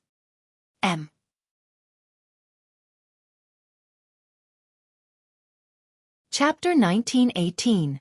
Who are you? The burly man stared at Qin Feiyong, his eyes filled with fear. Although Qin Feiyong was only a low-level war god and was weaker than the burly man and Guazixiong, The methods he displayed shocked the two of them. Qin Feiyong smiled but didn't say anything. His 5 fingers suddenly exerted force. Immediately, accompanied by a loud clang, the giant axe shattered into pieces under the horrified gazes of the two. What? The two of them trembled both physically and mentally, their eyeballs almost popping out. A dignified middle-grade divine artifact was shattered just like that? Heavens! Was this a dream? Qin Feiyong smiled faintly. His expression did not change. Divine power shot out from his palm and slapped towards the burly man's lower abdomen. The burly man regained his senses and wanted to dodge, but it was too late. Ah! Accompanied by a painful scream, divine power tore apart the flesh on the burly man's lower abdomen and entered his Qi. His Qi shattered on the spot. Once his Qi shattered, the burly man's aura dissipated like the tide and fell down powerlessly. It's over just like that? Gua Zixiong was stunned in the air. He was so shocked that he couldn't close his mouth. Qin Feiyong smiled and said, "Uncle, long time no see." Gua Zixiong quivered and looked at the burly man below him. Then, he quickly put away his battle sword and ran in front of Qin Feiyong. He said in surprise, "Feiyong, when did you come?" "Not long ago," Qin Feiyong said. "You came at the right time. If it wasn't for your help, even if our Gua family won this battle, we would have suffered heavy losses." Gua Zixiong was overjoyed. Qin Feiyong smiled and said, "Uncle, you're too polite. It was just a small matter." "A small matter?" Gua Zixiong was stunned. He sized up Qin Feiyong and helplessly shook his head, as expected of Brother Beishan's descendant. He remembered that the last time Qin Feiyong came to the ancient realm, he was only a false god. How long had it been? Only half a year. Not only did he step into the war god realm, he even broke through to the small success war god realm. This speed was truly shocking. Qin Feiyong said, "I have to thank Uncle. If it weren't for those soul stones, my cultivation wouldn't have advanced so quickly." Gua Zixiong rolled his eyes at Qin Feiyong and said, "We'll be a family in the future. Why are you being so polite?" "A family," Qin Feiyong muttered to himself. Pointing at the burly man who had fallen to the ground below, he asked suspiciously, "Uncle, who are they? Why are you fighting?" "It's a long story. I'll tell you when I have time." Gua Zixiong smiled and swooped down. He landed in front of the burly man and sneered, "Surnamed Gao, you didn't expect that my Gua family would have such a terrifying young man." The burly man's eyes darkened. He looked at Qin Feiyong, then at Gua Zixiong and said, "How come I've never heard of such a person in your Gua family?" "He is my future son-in-law. How is it? Is he worthy of your attention?" Gua Zixiong smiled proudly. "Future son-in-law?" The burly man was stunned. "Forget it. There's no need to talk nonsense with you. Today is the end of your Gao family." A cold light flashed in Gua Zixiong's eyes. He kicked the burly man's head, which immediately exploded like a watermelon. His divine soul was also destroyed on the spot. "How cruel!" Qin Feiyong muttered to himself as he watched this scene. He really didn't know whether it was right or wrong to help the Gua family. If the Gua family was in the wrong first, wouldn't he be helping the evildoer? Forget it. Let's not think so much. Our ancestors ruled the world with benevolence and righteousness. If this person can be friends with our ancestors, his nature shouldn't be bad. Qin Feiyong muttered. After Gua Zixiong killed the burly man, he took a ring from the man's index finger. Then he flew into the air and landed in front of Qin Feiyong. He said with a smile, "Let's go and help the other clansmen." Qin Feiyong nodded and followed Gua Zixiong. He glanced at the ring and asked suspiciously, "Uncle, is that ring a divine artifact?" Gua Zixiong was stunned. He looked at the ring in his hand and asked, "You mean this?" Qin Feiyong nodded. Gua Zixiong smiled and said, "This is not a divine artifact. It's an interspatial ring." "An interspatial ring?" Qin Feiyong was stunned. "You don't know. In the ancient world, those who have some ability basically use interspatial rings. Like interspatial bags, interspatial rings are used to store things. But the difference is that the space inside an interspatial ring is hundreds of times larger than that of an interspatial bag. No matter how much wealth or how big an item is, it can hold it. But this interspatial ring is quite expensive. Most people still use interspatial bags. Guo Zixiong explained. I see. Qin Feiyang nodded. It's very novel, isn't it? There are many things in the ancient world that are different from those in your world. For example, we don't have the teleportation gate in your world. And the currency. You use gold coins, but we use divine crystals. Guo Zixiong smiled. Divine crystals? Qin Feiyang was stunned. Guo Zixiong asked suspiciously, You know about divine crystals? Qin Feiyang said, I don't know if the divine crystals I know are the same as the divine crystals you're talking about. The divine crystals he was talking about were naturally the divine crystals fused with the divine towers. Guo Zixiong was stunned. He cut his finger and dripped his blood on the interspatial ring to claim ownership. Then, Guo Zixiong took out a white oval crystal from the interspatial ring. It was half the size of a baby and emitted a white brilliance. This is the divine crystal. Guo Zixiong handed the divine crystal to Qin Feiyang. Qin Feiyang looked at the divine crystal suspiciously and then grabbed it in his hand. A stream of pure energy suddenly flowed into his palm and flowed along his arm into his sea of qi and turned into divine power. Qin Feiyang was shocked. This divine crystal is not only the currency of the ancient world, but also can replenish or restore divine power. In short, the effect of the divine crystal is similar to that of the battle qi pill. Guo Zixiong smiled. Qin Feiyang nodded and said with a smile, This is different from the divine crystal I'm talking about. The divine crystal I'm talking about is a divine artifact. Then it's just the name. Feiyang, there's something I need to tell you in advance. In our ancient world, there are 3 things that are indispensable. Guo Zixiong said. What are they? Qin Feiyang asked. The first is the divine crystal. The second is the soul stone. The third is the teleportation altar. Here, no matter where you go to trade, you'll need divine crystals. During battle, you'll also need divine crystals to replenish your divine power. As for the soul stone, I don't need to tell you. As for the teleportation altar, it's the same as the teleportation gate in your world. It's used to cross the void. Guo Zixiong said. Using the teleportation altar to cross the void? That's too extravagant. Qin Feiyang was surprised. Of course, the teleportation altar here is a one-time use item. It can't teleport to other continents. However, the teleportation distance is a few hundred times that of the teleportation gate. Moreover, low-level items like the teleportation gate can't be activated here. Guo Zixiong smiled. If the teleportation gate can't be activated, then there's definitely no teleportation gate here. Then, how did Uncle know about the teleportation gate? Qin Feiyang was suspicious. Of course, it's because of your ancestor. When he came to the ancient world, I saw the teleportation gate and heard him talk about it. I also know a little about the situation in your world. Guo Zixiong smiled. I see. Qin Feiyang suddenly realized and asked curiously, How big is the ancient world? The size of the ancient world is beyond your imagination. Even I, a native, only know the tip of the iceberg. As for the details of the ancient world, I'll tell you slowly when we return to the clan.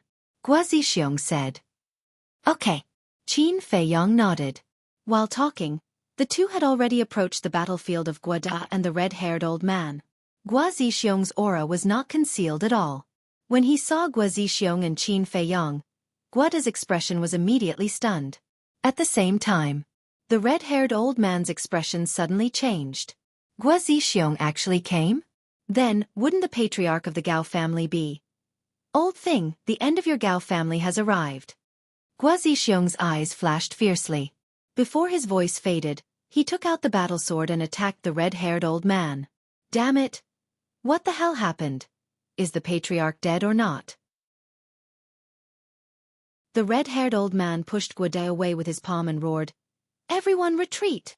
His voice was like a bell, resounding in all directions.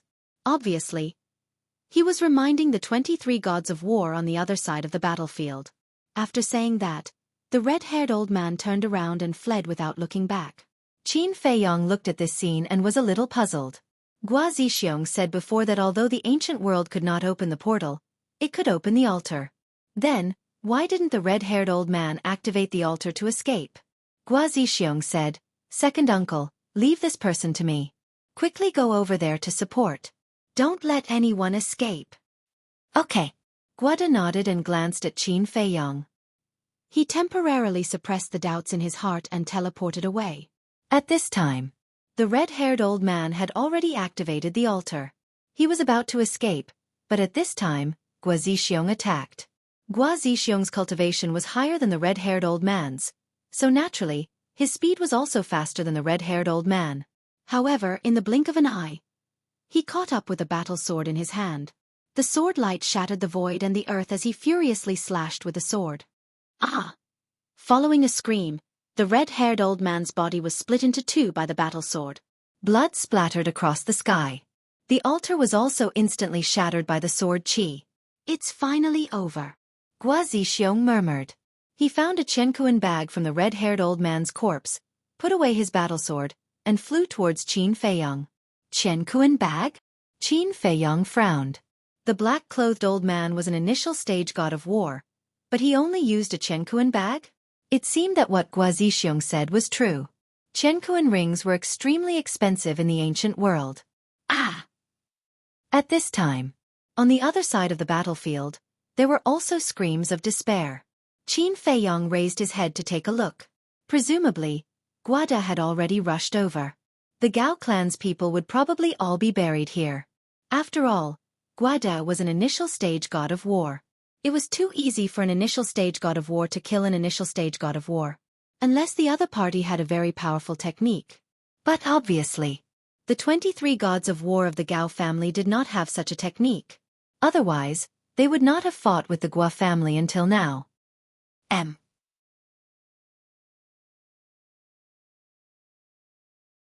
Chapter 1919. The battle gradually stopped. Guada led the 23 war gods of the Gua clan and flew over in a grandiose manner. Although they were all seriously injured, their faces were filled with smiles of victory. "Patriarch! Is this young man the brat called Qin Feiyong that you spoke of?" The 23 war gods looked at Qin Feiyong curiously. "Yes. We have to thank Feiyong this time. If he didn't cripple that Gao guy's cultivation, we wouldn't know how long we would have to fight." Gua Zixiong said with a smile. "What? He crippled that Gao guy's cultivation? Patriarch, are you kidding? He's only a low-tier war god. How could he have such strength?" Everyone was shocked. Guada's face was also filled with disbelief. Not only that, he also crushed that giant axe with his bare hands. In short, Feiyong's strength is not something you can compare to. Gua Zixiong said. Seeing that Gua Zixiong didn't seem to be joking, Guada and the others were shocked. Crushing a mid-tier divine artifact with his bare hands and crippling the cultivation of the patriarch of the Gao family. "Feiyong, let me introduce you. Guada, my second uncle. You've met him before. These people are the direct descendants of the Gua family. They can be considered your elders." Gua Zixiong looked at Qin Feiyong and said with a smile. "Hello, everyone." Qin Feiyong cupped his hands and smiled. "Hello, little brother. They say that heroes come from the young. It's true. Our Xueqi is also lucky to have found such a good husband." Everyone was talking at the same time, and they all had sincere smiles on their faces. "It seems that the Gua family isn't a bunch of villains," Qin Feiyong muttered to himself. At first, he hesitated because he was worried that the Gua family was a big traitor. He didn't care about the so-called good husband.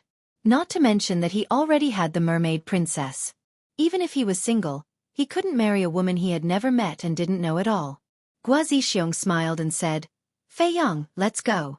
Follow us back to the clan." Qin Feiyong pondered for a moment, then nodded and said with a smile, "All right." He definitely had to pay the Gua clan a visit. Although Gua Zixiong didn't know the whereabouts of his ancestor, perhaps he could find some clues by entering the Gua clan. Then, Qin Feiyong followed Gua Zixiong and the others and headed west. After galloping for a while, Qin Feiyong couldn't help but ask suspiciously, "Uncle, why don't you activate the altar?" Gua Zixiong said, "Feiyong, there's something you don't know. This place is called the Land of the Undead. It's also considered a forbidden area, so it's impossible to activate the altar." Land of the Undead. Qin Feiyong glanced around.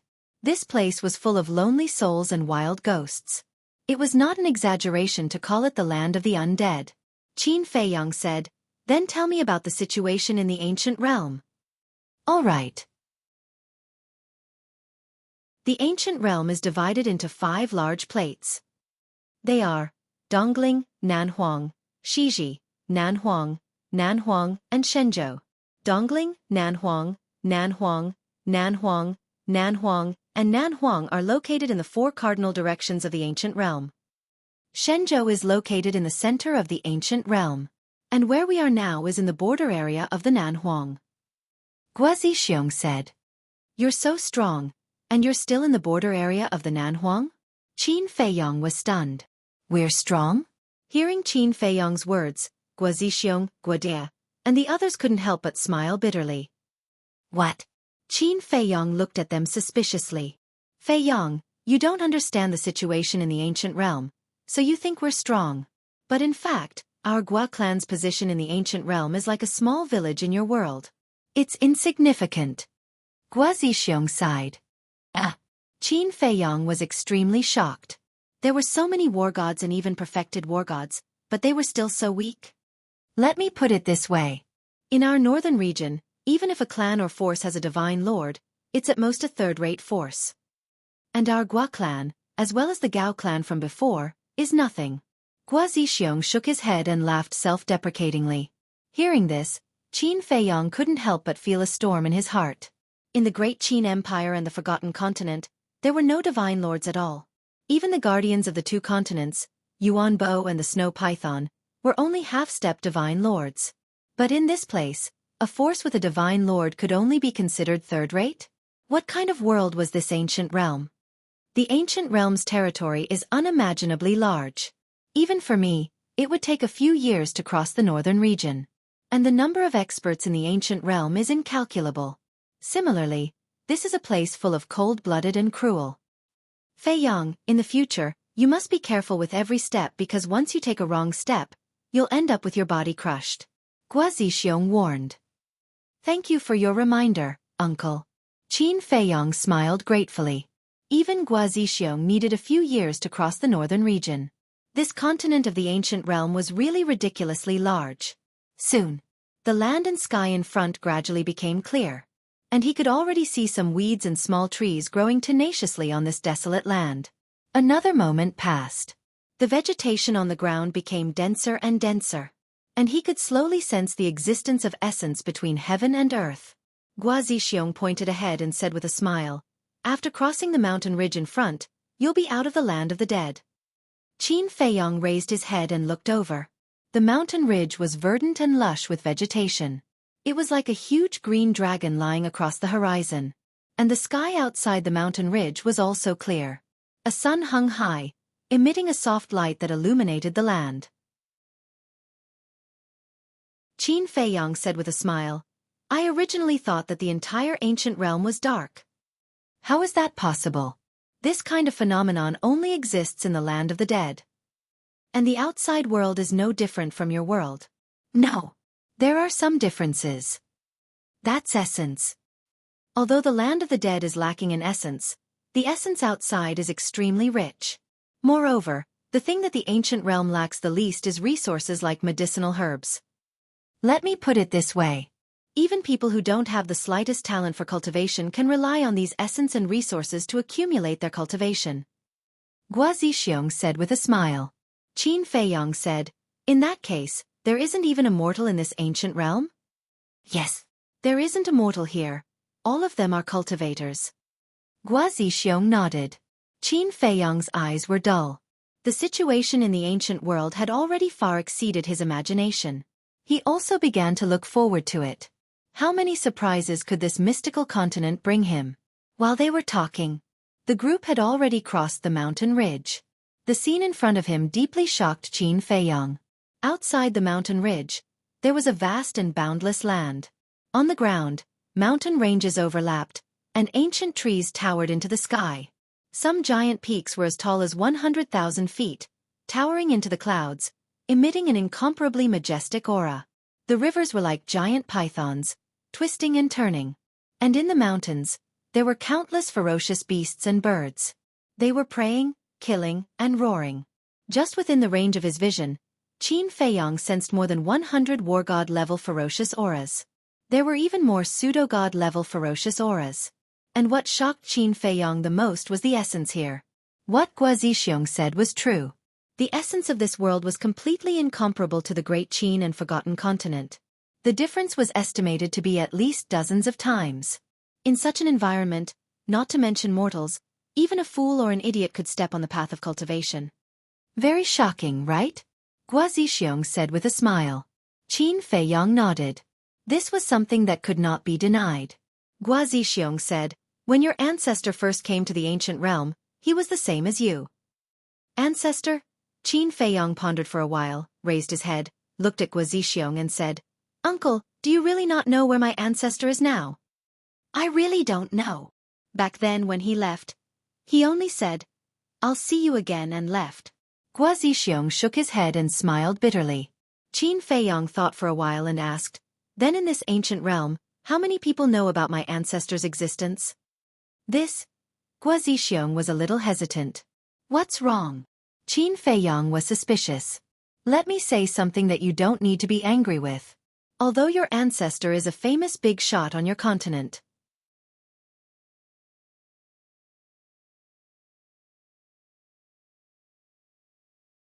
Chapter 1920. Feiyong, what are you doing? Guo Zixiong looked at Qin Feiyong suspiciously and asked. Qin Feiyong smiled and said, "Uncle, you guys go back first, I'll go take a walk in the mountains." "Are you crazy?" Guo Zixiong was furious. Guo De and the others also tried their best to get along. This mountain was too dangerous. Don't do anything stupid. Chirp. Suddenly, in the distant mountains, there was a deafening cry, followed by a ferocious bird soaring into the sky. It was a black eagle. It spread its wings and a strong wind blew. Its body was dozens of meters long and it emitted a ferocious aura. It was at the level of an initial success war god. However, its expression was extremely flustered, as if it was running for its life. Boom. Crack. Then, accompanied by a series of earth-shaking explosions, another colossus shattered the earth and mountains, rushed into the sky, and bit down on the black eagle. It was the head of a giant python. Its entire body was blood-red, like a mountain. Its fangs were dense, and its huge pupils were also suffused with a cold light. Not good. Guo Zixiong and the others suddenly changed their expressions and were filled with fear.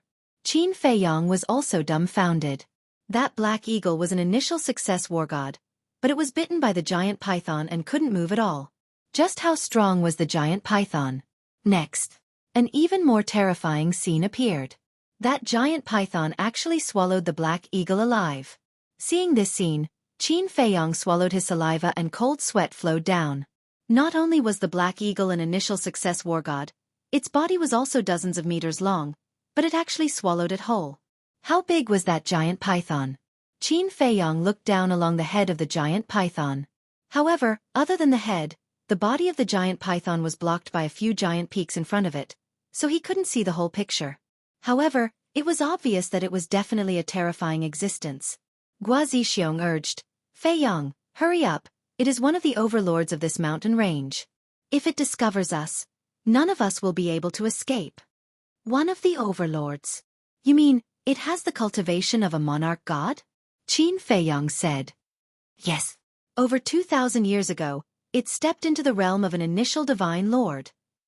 Such an existence is definitely not someone you and I can provoke," Guo Zixiong said anxiously. "An initial divine lord." Qin Feiyong looked up at the giant head, his eyes flickering. Suddenly, the python looked over and saw Qin Feiyong, Guo Zixiong, and the others. "Damn it, hurry!" Guo Zixiong's body trembled as he hastily shouted. But Qin Feiyong turned a deaf ear. Roar! The giant python roared fiercely, and waves of terrifying power surged over like a tide. Qin Feiyong trembled both physically and mentally.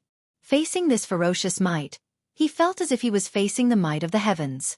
A sense of insignificance arose spontaneously. Guo De urged, "Patriarch, don't worry about him. Let's go." Guo Zixiong stomped his foot angrily and shouted, My Gua family's base is just outside this mountain range. When you go out, you can ask around and find out. Be careful. After saying that, the group of phantoms quickly dissipated. At the same time, Qin Feiyong also withdrew his aura and rushed into the forest below like lightning.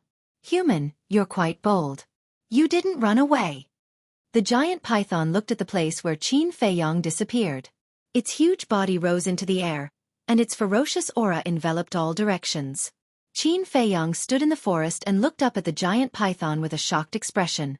It was a crimson python. Its body was tens of thousands of feet long. Its entire body was covered with blood-red scales.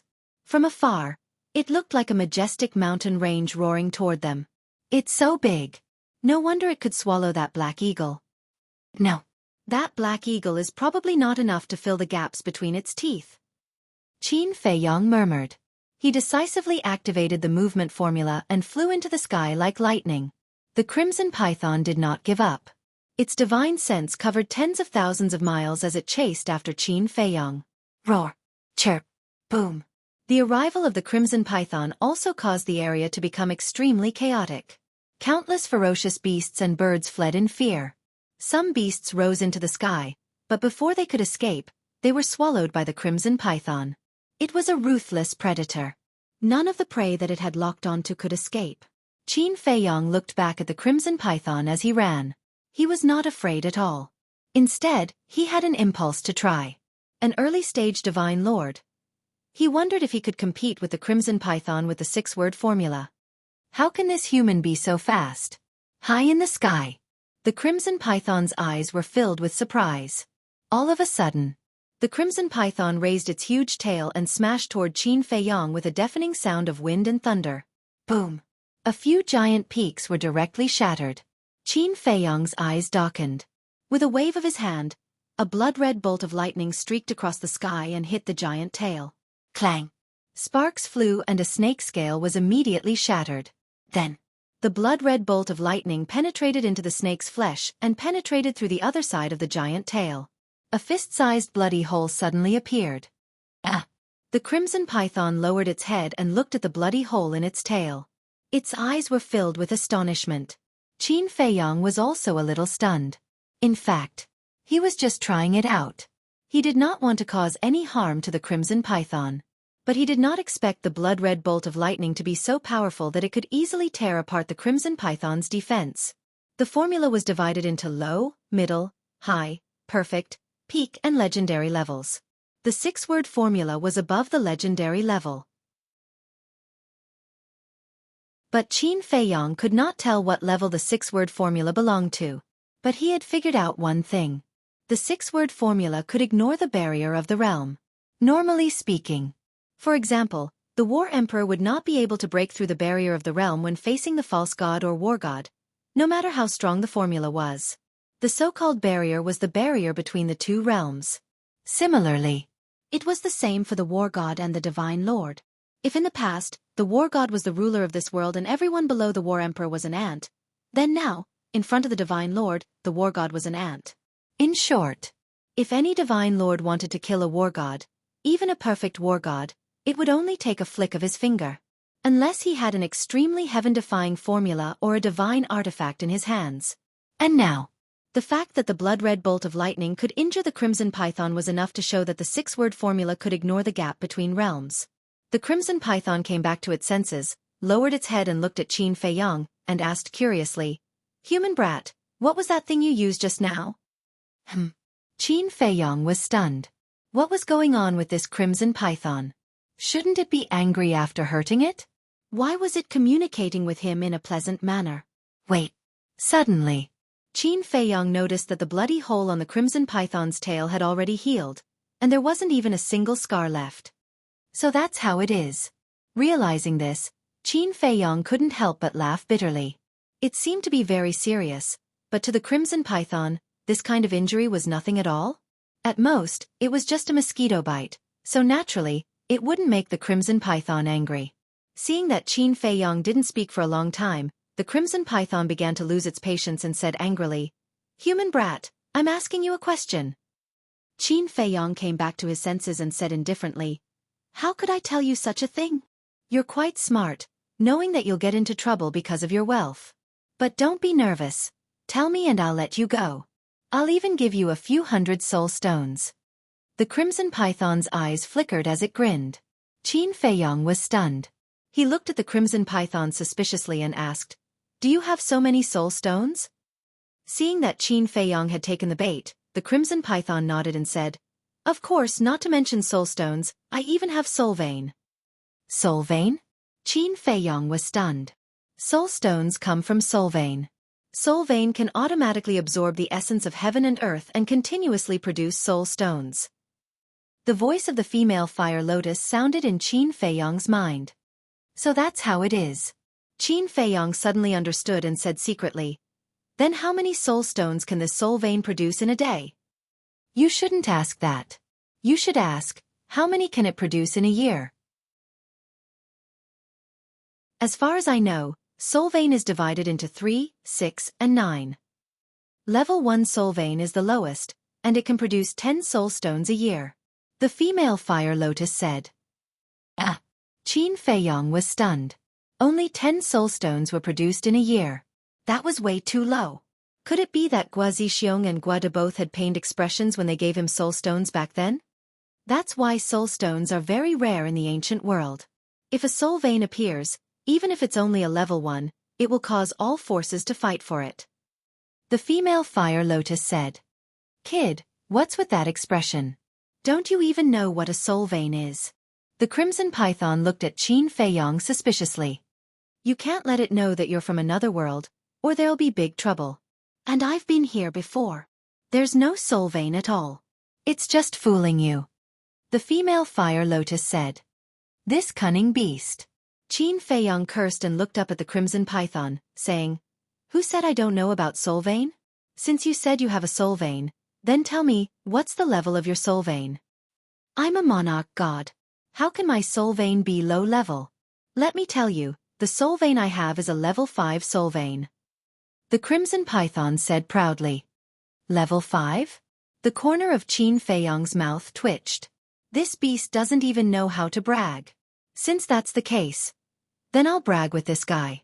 Qin Feiyong smiled secretly and took the initiative to fly into the sky. He showed an excited and eager expression and asked, "Lord, is this true? Don't lie to me."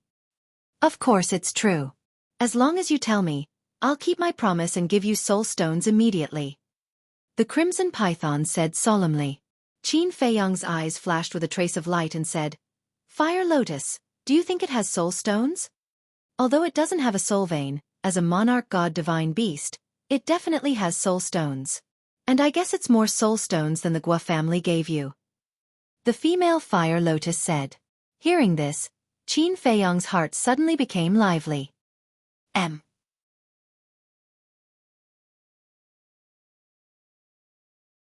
Chapter 1921. The blood python raised its eyebrows and said, "Kid, there is a limit to my patience." Yes. Qin Feiyong nodded and said, "To be honest, I used a divine artifact just now." Divine artifact? The blood python was stunned and cursed inwardly. What kind of divine artifact could actually injure it despite the difference in cultivation level? "Let me take a look," the blood python urged. "No, what if you snatch it away?" Qin Feiyong shook his head. "Kid, I'm already giving you face by talking to you calmly, so don't be so shameless." The blood python's eyes flashed coldly. Qin Feiyong took a few steps back and looked at the blood python warily. "You want to snatch it?" The blood python said. "If you don't hand it over, I might really snatch it away." "I'm afraid you don't have the ability." Qin Feiyong sneered. The blood python was stunned. How dare he show such a contemptuous look in front of it? "It seems that you won't cry until you're in the coffin." Boom! A terrifying pressure rushed toward Qin Feiyong like a volcanic eruption. Qin Feiyong was immediately imprisoned in the void. "I'll kill you sooner or later anyway, so I don't want to waste my breath. Once I swallow you alive, the divine artifact will naturally be mine." The blood python smiled coldly and opened its bloody mouth, revealing its sharp fangs and biting toward Qin Feiyong. "Your Majesty can't imprison me." Qin Feiyong grinned and his aura exploded, instantly breaking the Majesty's imprisonment. "What? The blood python's eyes widened. A mere god of war could break the majesty of a divine lord? How was that possible? However, so what if he broke free from the majesty's imprisonment? How could a mere god of war fly away in front of its eyes? However, the next moment, Qin Feiyong disappeared without a trace in front of its eyes. It was as if he had evaporated into thin air. The blood python immediately released its divine sense.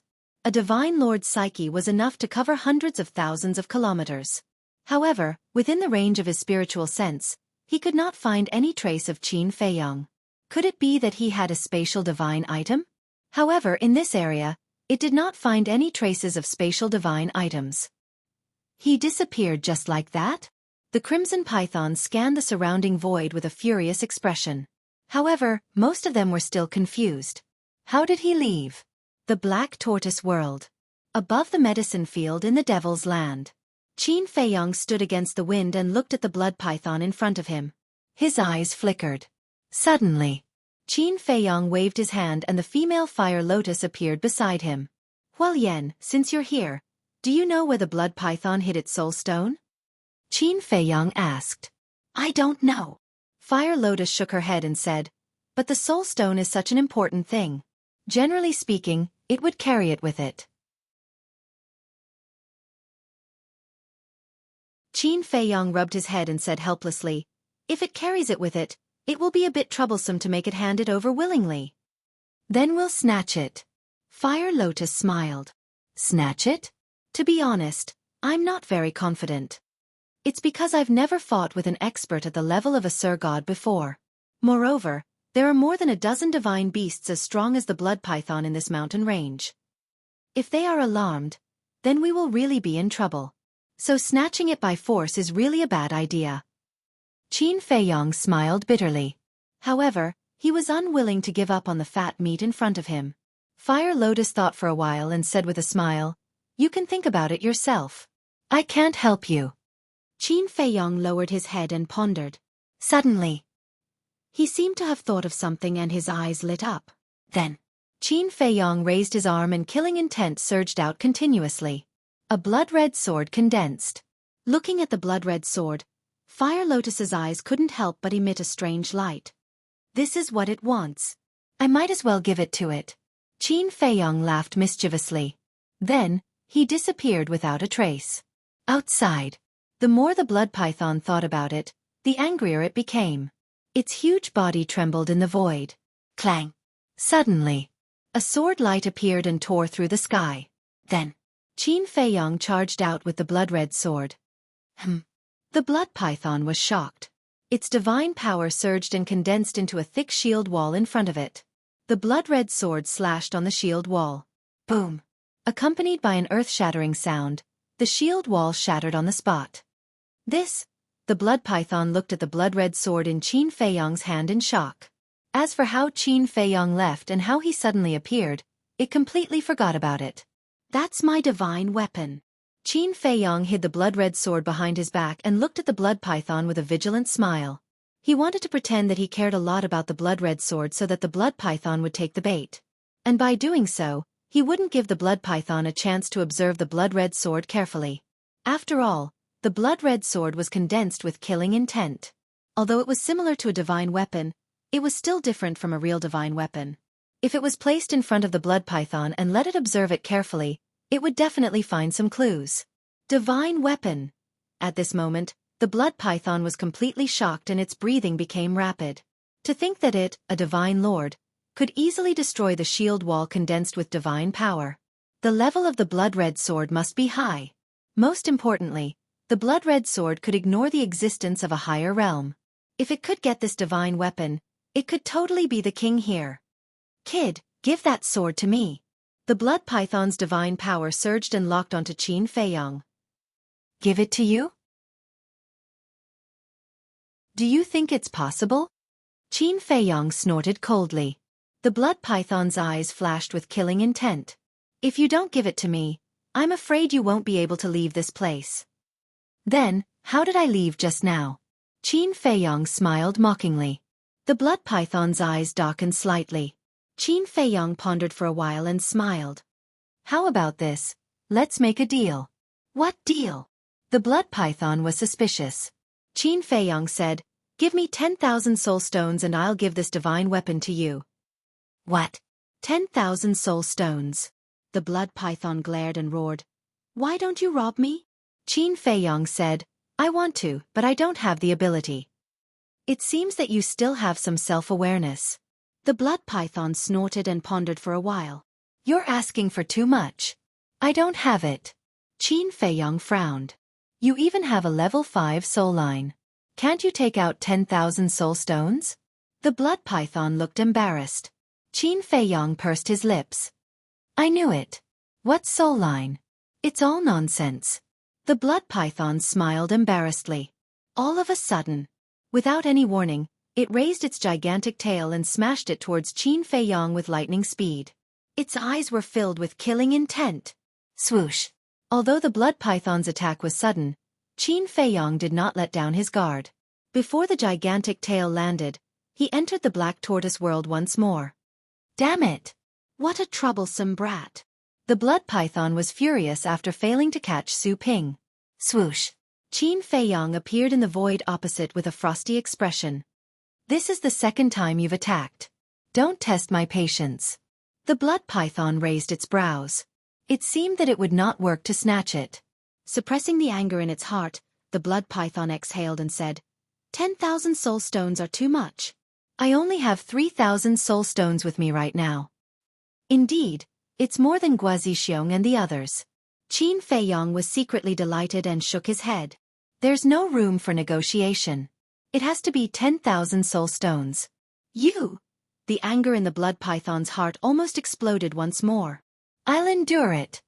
The blood python took a deep breath and said, How about I owe it to you first? I don't owe it to you. Qin Feiyong shook his head.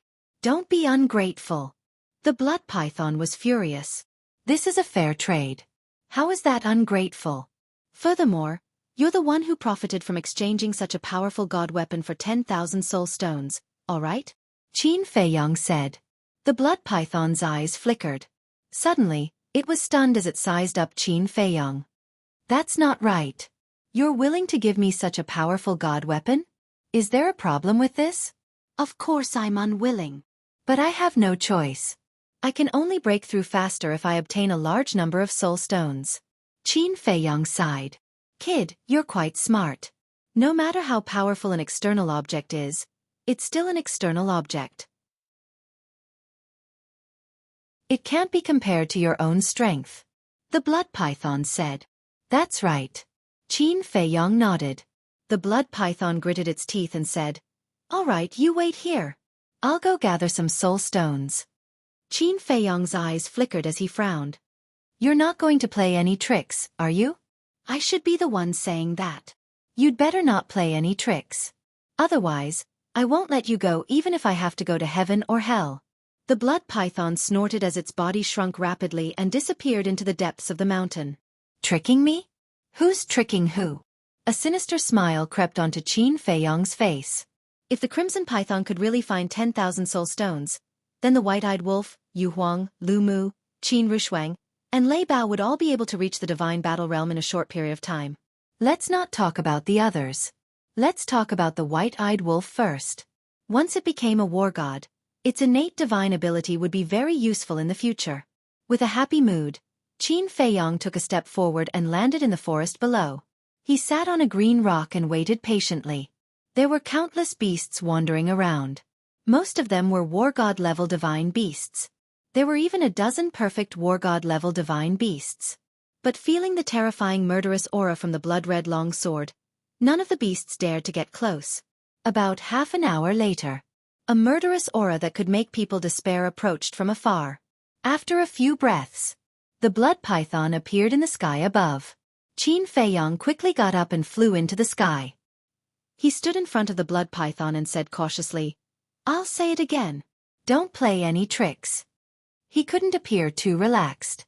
Otherwise, it might arouse the blood python's suspicion. Humph. The blood python snorted and took out a Chenkuan bag from its chi-si. Qin Feiyong looked at the Chenkuan pouch, and a glint flashed across his eyes. He asked with a doubtful attitude, You really have 10,000 soul stones inside? Don't you know how to check with your divine sense? The blood python said angrily. Qin Feiyang released his divine sense into the Chenkuan bag. He immediately became excited. There was nothing else in the Chenkuan bag, only soul stones. After careful counting, there were exactly 10,000 of them, not one more, not one less. The blood python said, "We'll exchange the money and the goods. Don't play any tricks." "Okay." Qin Feiyang nodded. The blood-red longsword flew towards the blood python. At the same time, the Chenkuan bag also flew towards Qin Feiyang. You're tuning in to the Xueqi's Martial Arts Saga YouTube channel. Don't forget to subscribe and join us on this journey to catch the most captivating stories.